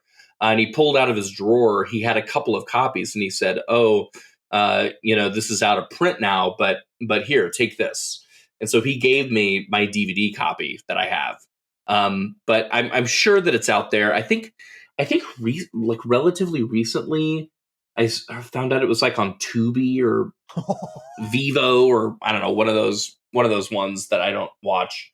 But yeah, I would say, you know, Wonderful Ice Cream Suit. And then if you, I'm actually looking at my DVD shelf right now. And then if you can't get access to that, Another really fun one of his is Fortress, with Christopher Lambert, sci-fi prison break movie. Super fun, lots of action, lots of gore. I really love that movie too. Damn, wonderful ice cream suit. That was not what I was expecting. It's so delightful. It's so delightful. You will watch it grinning ear to ear. It's, because that's the thing. It's like Stuart was not just making, I mean, he's known for horror, and obviously he goes to these extreme places, but I think the extremity goes the other direction too, And so in the same breath as he's making something like Edmond, which is like incredibly serious and like dark and horrible, then you have like The Wonderful Ice Cream Suit, which is a full-on kids Disney musical. And that's what I love about the I don't know, the versatility of Stuart as an artist. Yeah, I totally was just expecting like Robot Jocks or King of the Ants. And then now, I mean, with that pick, you had me looking at his IMDb again. And I want to make a Harmony Korine joke with the film called Bleacher Bums. But on top of that, what the hell is Kid Safe? The video? He did like a PSA kind of? Yeah, he did PSAs. He also directed the short-lived Disney ride Honey, I Shrunk the Audience. Oh, yes. Yeah, that used to be there. It was before Captain EO. So Captain EO replaced Honey, I Shrunk the Audience. And I believe Stuart also might have directed a similar thing at Universal that was an Aliens experience. God damn, that's fucking cool. Okay, Jeff, do you want to say something? Here, go ahead. I was on the ride. You wrote Honey, it? Yeah. I was scared as fuck and I cried and we had to get off. So now you were freaking out when that came up, but you were also freaking out with the sausage eating during the theater. Did you have anything you want to say about that? No, that is just hella interesting to me just because I always didn't really like theater, but then when you explain that, like I'm trying to get into it more, but like when you think about that where it's like movies only have like you only getting sight and sound, but with like smelling is like a whole different thing. But what really caught my eye was the whole fake game show and like letting the audience be a part of it, but also like it's really cool. Yeah. You know it's really lame too, is just when you're so used to film and like sharing movies on like our time, you want to try and capture that energy with like a camera. And you're like, we should film it and then we can show people. Never fucking works. I've never seen a play or any live performance like that translate well into like, I don't know. It's part of the energy. And, I was there with you where I was like, I don't know about plays. And when I watched that Edgar Allan Poe play, I was kind of like begrudging. I'm like, man, I love Stuart Gordon. I don't know if I want to fuck with the play. I'll tell you, I sat up front. Jeffrey Combs spit all over me for about an hour. And I smiled through the whole, I was just like, dude, this is the best. Like, fuck movies. Like, I love a play. Yeah. Yeah. Stuart sounds so dope. And I wish I would have been able to experience plays through his style. Because what you like are telling me, like, yeah, I want to go see that. And like you said, like seeing it on YouTube is not the same experience. All right. Goodbye. You're kept.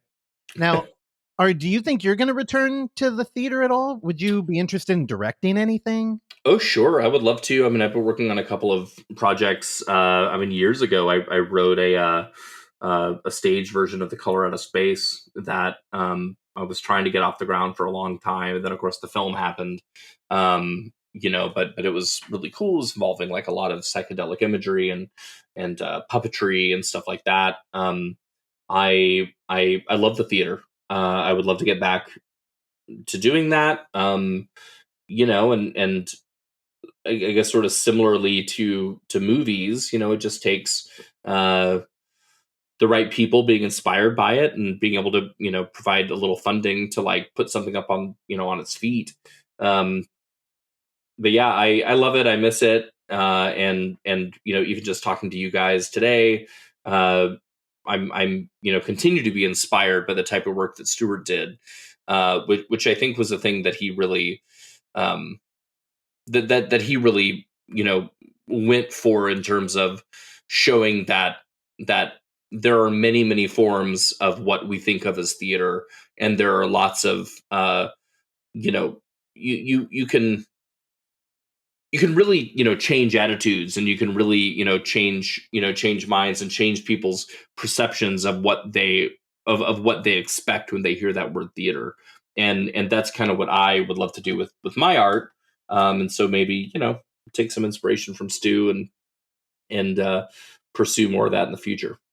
Well, if you're worried about the film Color Out of Space, like kind of crowding the realm of art, don't. There's room, and I think if you did a play on that, it would be fucking cool. I can already imagine what you could do feeding sound or color into an audience from like weird angles or just distract. Like, you've completely opened my eyes with that lock them in and turn up the heat. yeah. Well, thanks. Yeah, the play I wrote was pretty rad, and so maybe it'll rear its cosmic head sometime soon.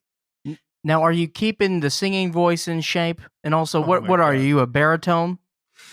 I guess I'm a baritone. Yeah. I mean, I don't know. I like to sing. I sing when I'm around the house.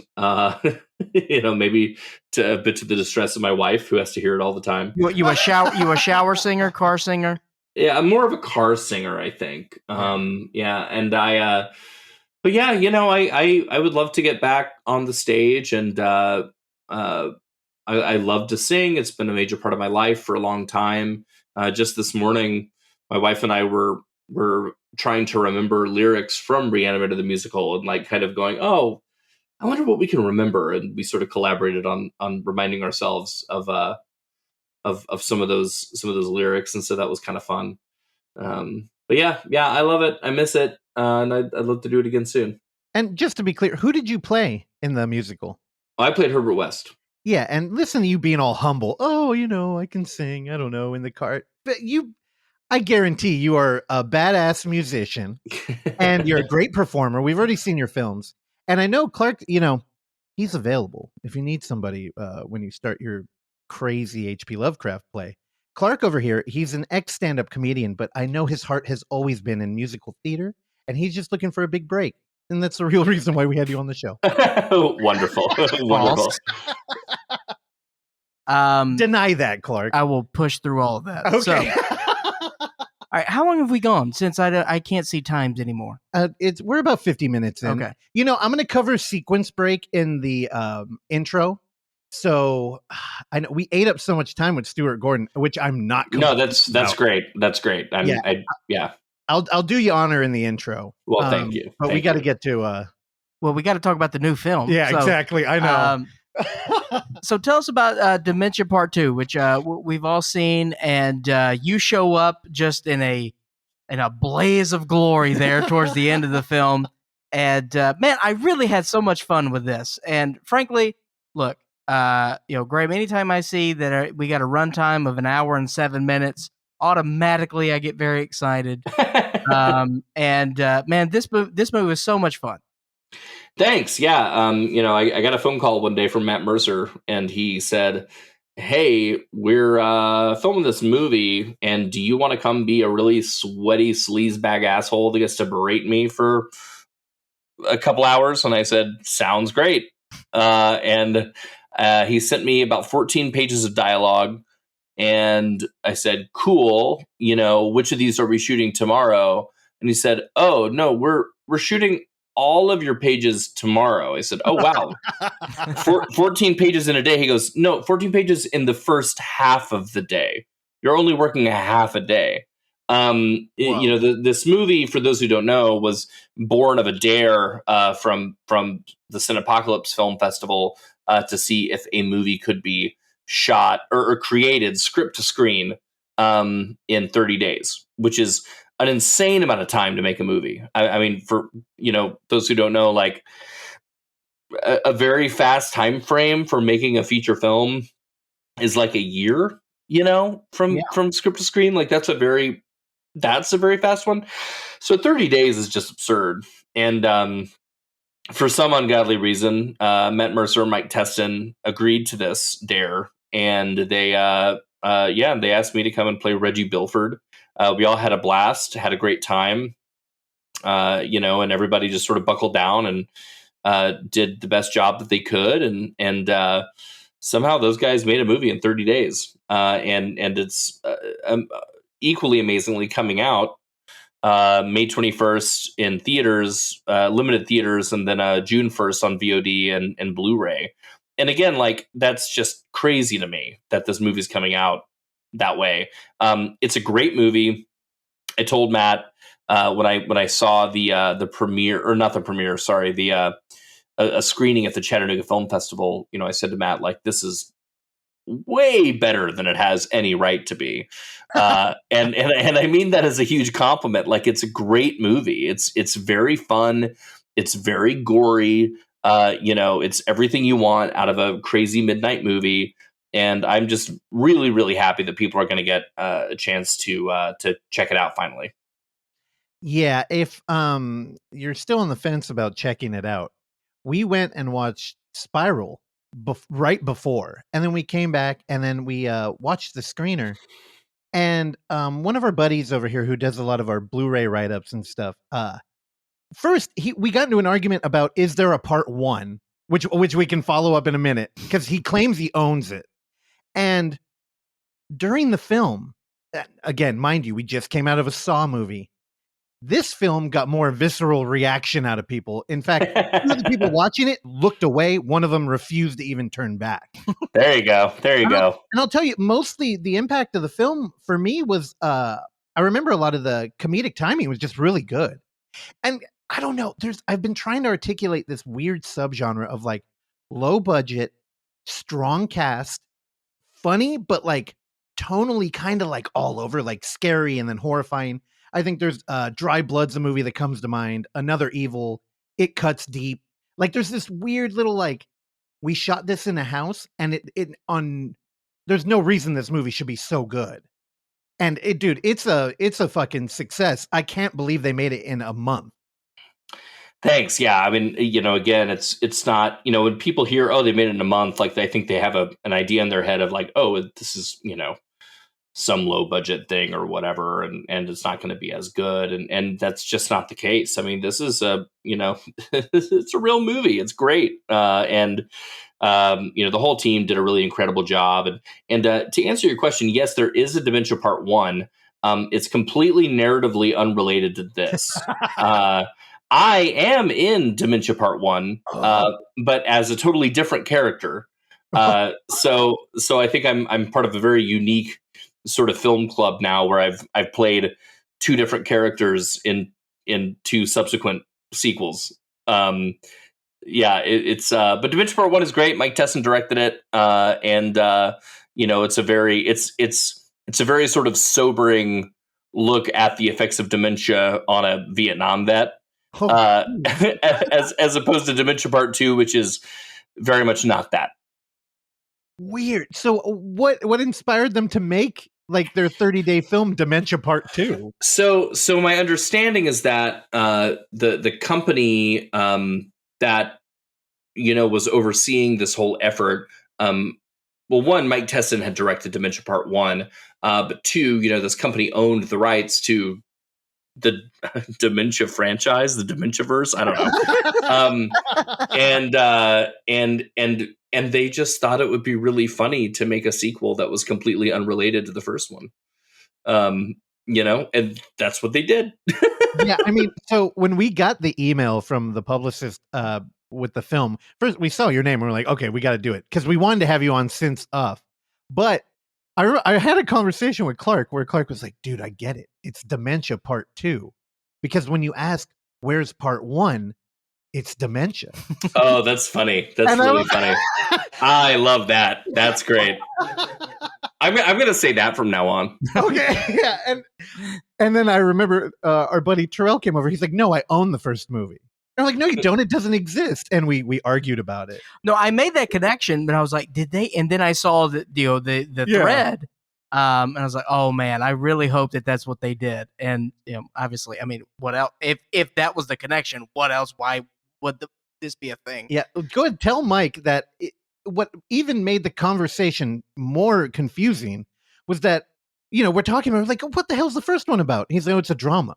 I know. And I'm like, no, it's not connected. I've wanted to see it for a while because I like Gene Jones, and I think it's He's phenomenal in the movie. The movie's great. Definitely check it out. But yeah, it's narratively. Well, I like to tell people when they ask me, should I see the first one? I like to tell people, oh yes, you're going to be completely lost if you haven't seen the first Dementia. It's very, very important that you watch that one. But in actuality, you're fine. You don't need to watch it. I do kind of hope that at some point I would love to see like one of those double feature Blu-ray sets, like that you see like in Walmart or Target or something with Dementia 1 and 2 on it, and just have people that like don't know what they're buying, buy them and watch them back to back and just hear what they think. Dude, I mean, how many of those have I bought? What comes to mind right away is Troll 1 and 2. Sure. Yeah, sure. You watch it and you're like, hey, the first one's pretty good. And then you go into part 2 and you're like, what the fuck? The Italians took over. Now, I would love to see a Dementia 3 because Suzanne Voss is one of those people who, my God, I could watch that whole movie, her just walking around the house. She's incredible. She's incredible. Or a knife or some grotesque green tea. Dude. Yeah. Suzanne is incredible. She's just amazing. And one thing I'm most happy about with this film getting released is that people will get to see her shine as she does in this film, because she's just really, I mean, she owns it. It's her movie. And she's really incredible and a lovely lady as well. Yeah, she's one of those, one of the actresses where you're like, oh, I love the new face. And then you go in their IMDb and you're like, oh, holy shit, she's been working. She's just a chameleon. Yeah. Man, I don't know. What a cool film. What did you think, Clark? We haven't actually talked about it since we watched it separately. Yeah, because I don't believe in the community. So I do things on my own speed. Film is made to be consumed together. It's collaborative or separately. Either or. But no, I loved it. It was great. And Dementia Part II. What, 21st next week? Next week. All right. Yeah, 21st. Yeah, so that would be, I'm bad at math. Whatever it is. The 21st it comes out limited theaters, and on June 1st is when you can get it like on VOD and Blu-ray. All right, we hit an hour. Do you want to let them go? I'm always against letting our guests go, Graham. If it were up to me, you'd be here for another 3 hours. Control issues. But Graham, before we cut you loose, what can you tell us that you're working on now? Well, every week on there's an app called Spoon, so not a fork but a spoon. Thanks for that clarification. I do a weekly show called Down in the Basement. It's every Wednesday at 8 p.m. Pacific, and if you download the Spoon app and search for Down in the Basement, you'll find it. And basically, it's a weekly horror show. We get together, and the fun thing about Spoon is that you can interact with me, and there's a chat going, so you can chat with me while we're actually doing the show, and you can even call in and talk to me, and I don't know, call out my bullshit or tell me I'm doing a great job or whatever you want to tell me. Wait, hold on. Spoon an app? Now, how come? I've never heard of this app, but it sounds interesting. Like, why not do this on Twitch or like YouTube Live? Because Spoon invited me to do it on their program. Cool. Okay, you're like a partner with them. Yeah, so I'm a Spoon original, and I'm part of I'm part of a group of really, really fantastic hosts that are all doing all sorts of different kinds. I mean, there's a true crime show, there's an anime show, there's all sorts of stuff. So yeah, you can download Spoon. It's on whatever your sort of preferred app store is, and so that's great. That's every Wednesday at 8 p.m. Pacific. And then otherwise, I'm on. You can see Sequence Break on Shudder. So please check out Sequence Break. Every view helps, and I love people getting to watch that sort of goopy madness and get introduced to that. That's always fun. And then on Twitter, I am at Graham Skipper, and I would love to hear from you. Be careful with that, my friend.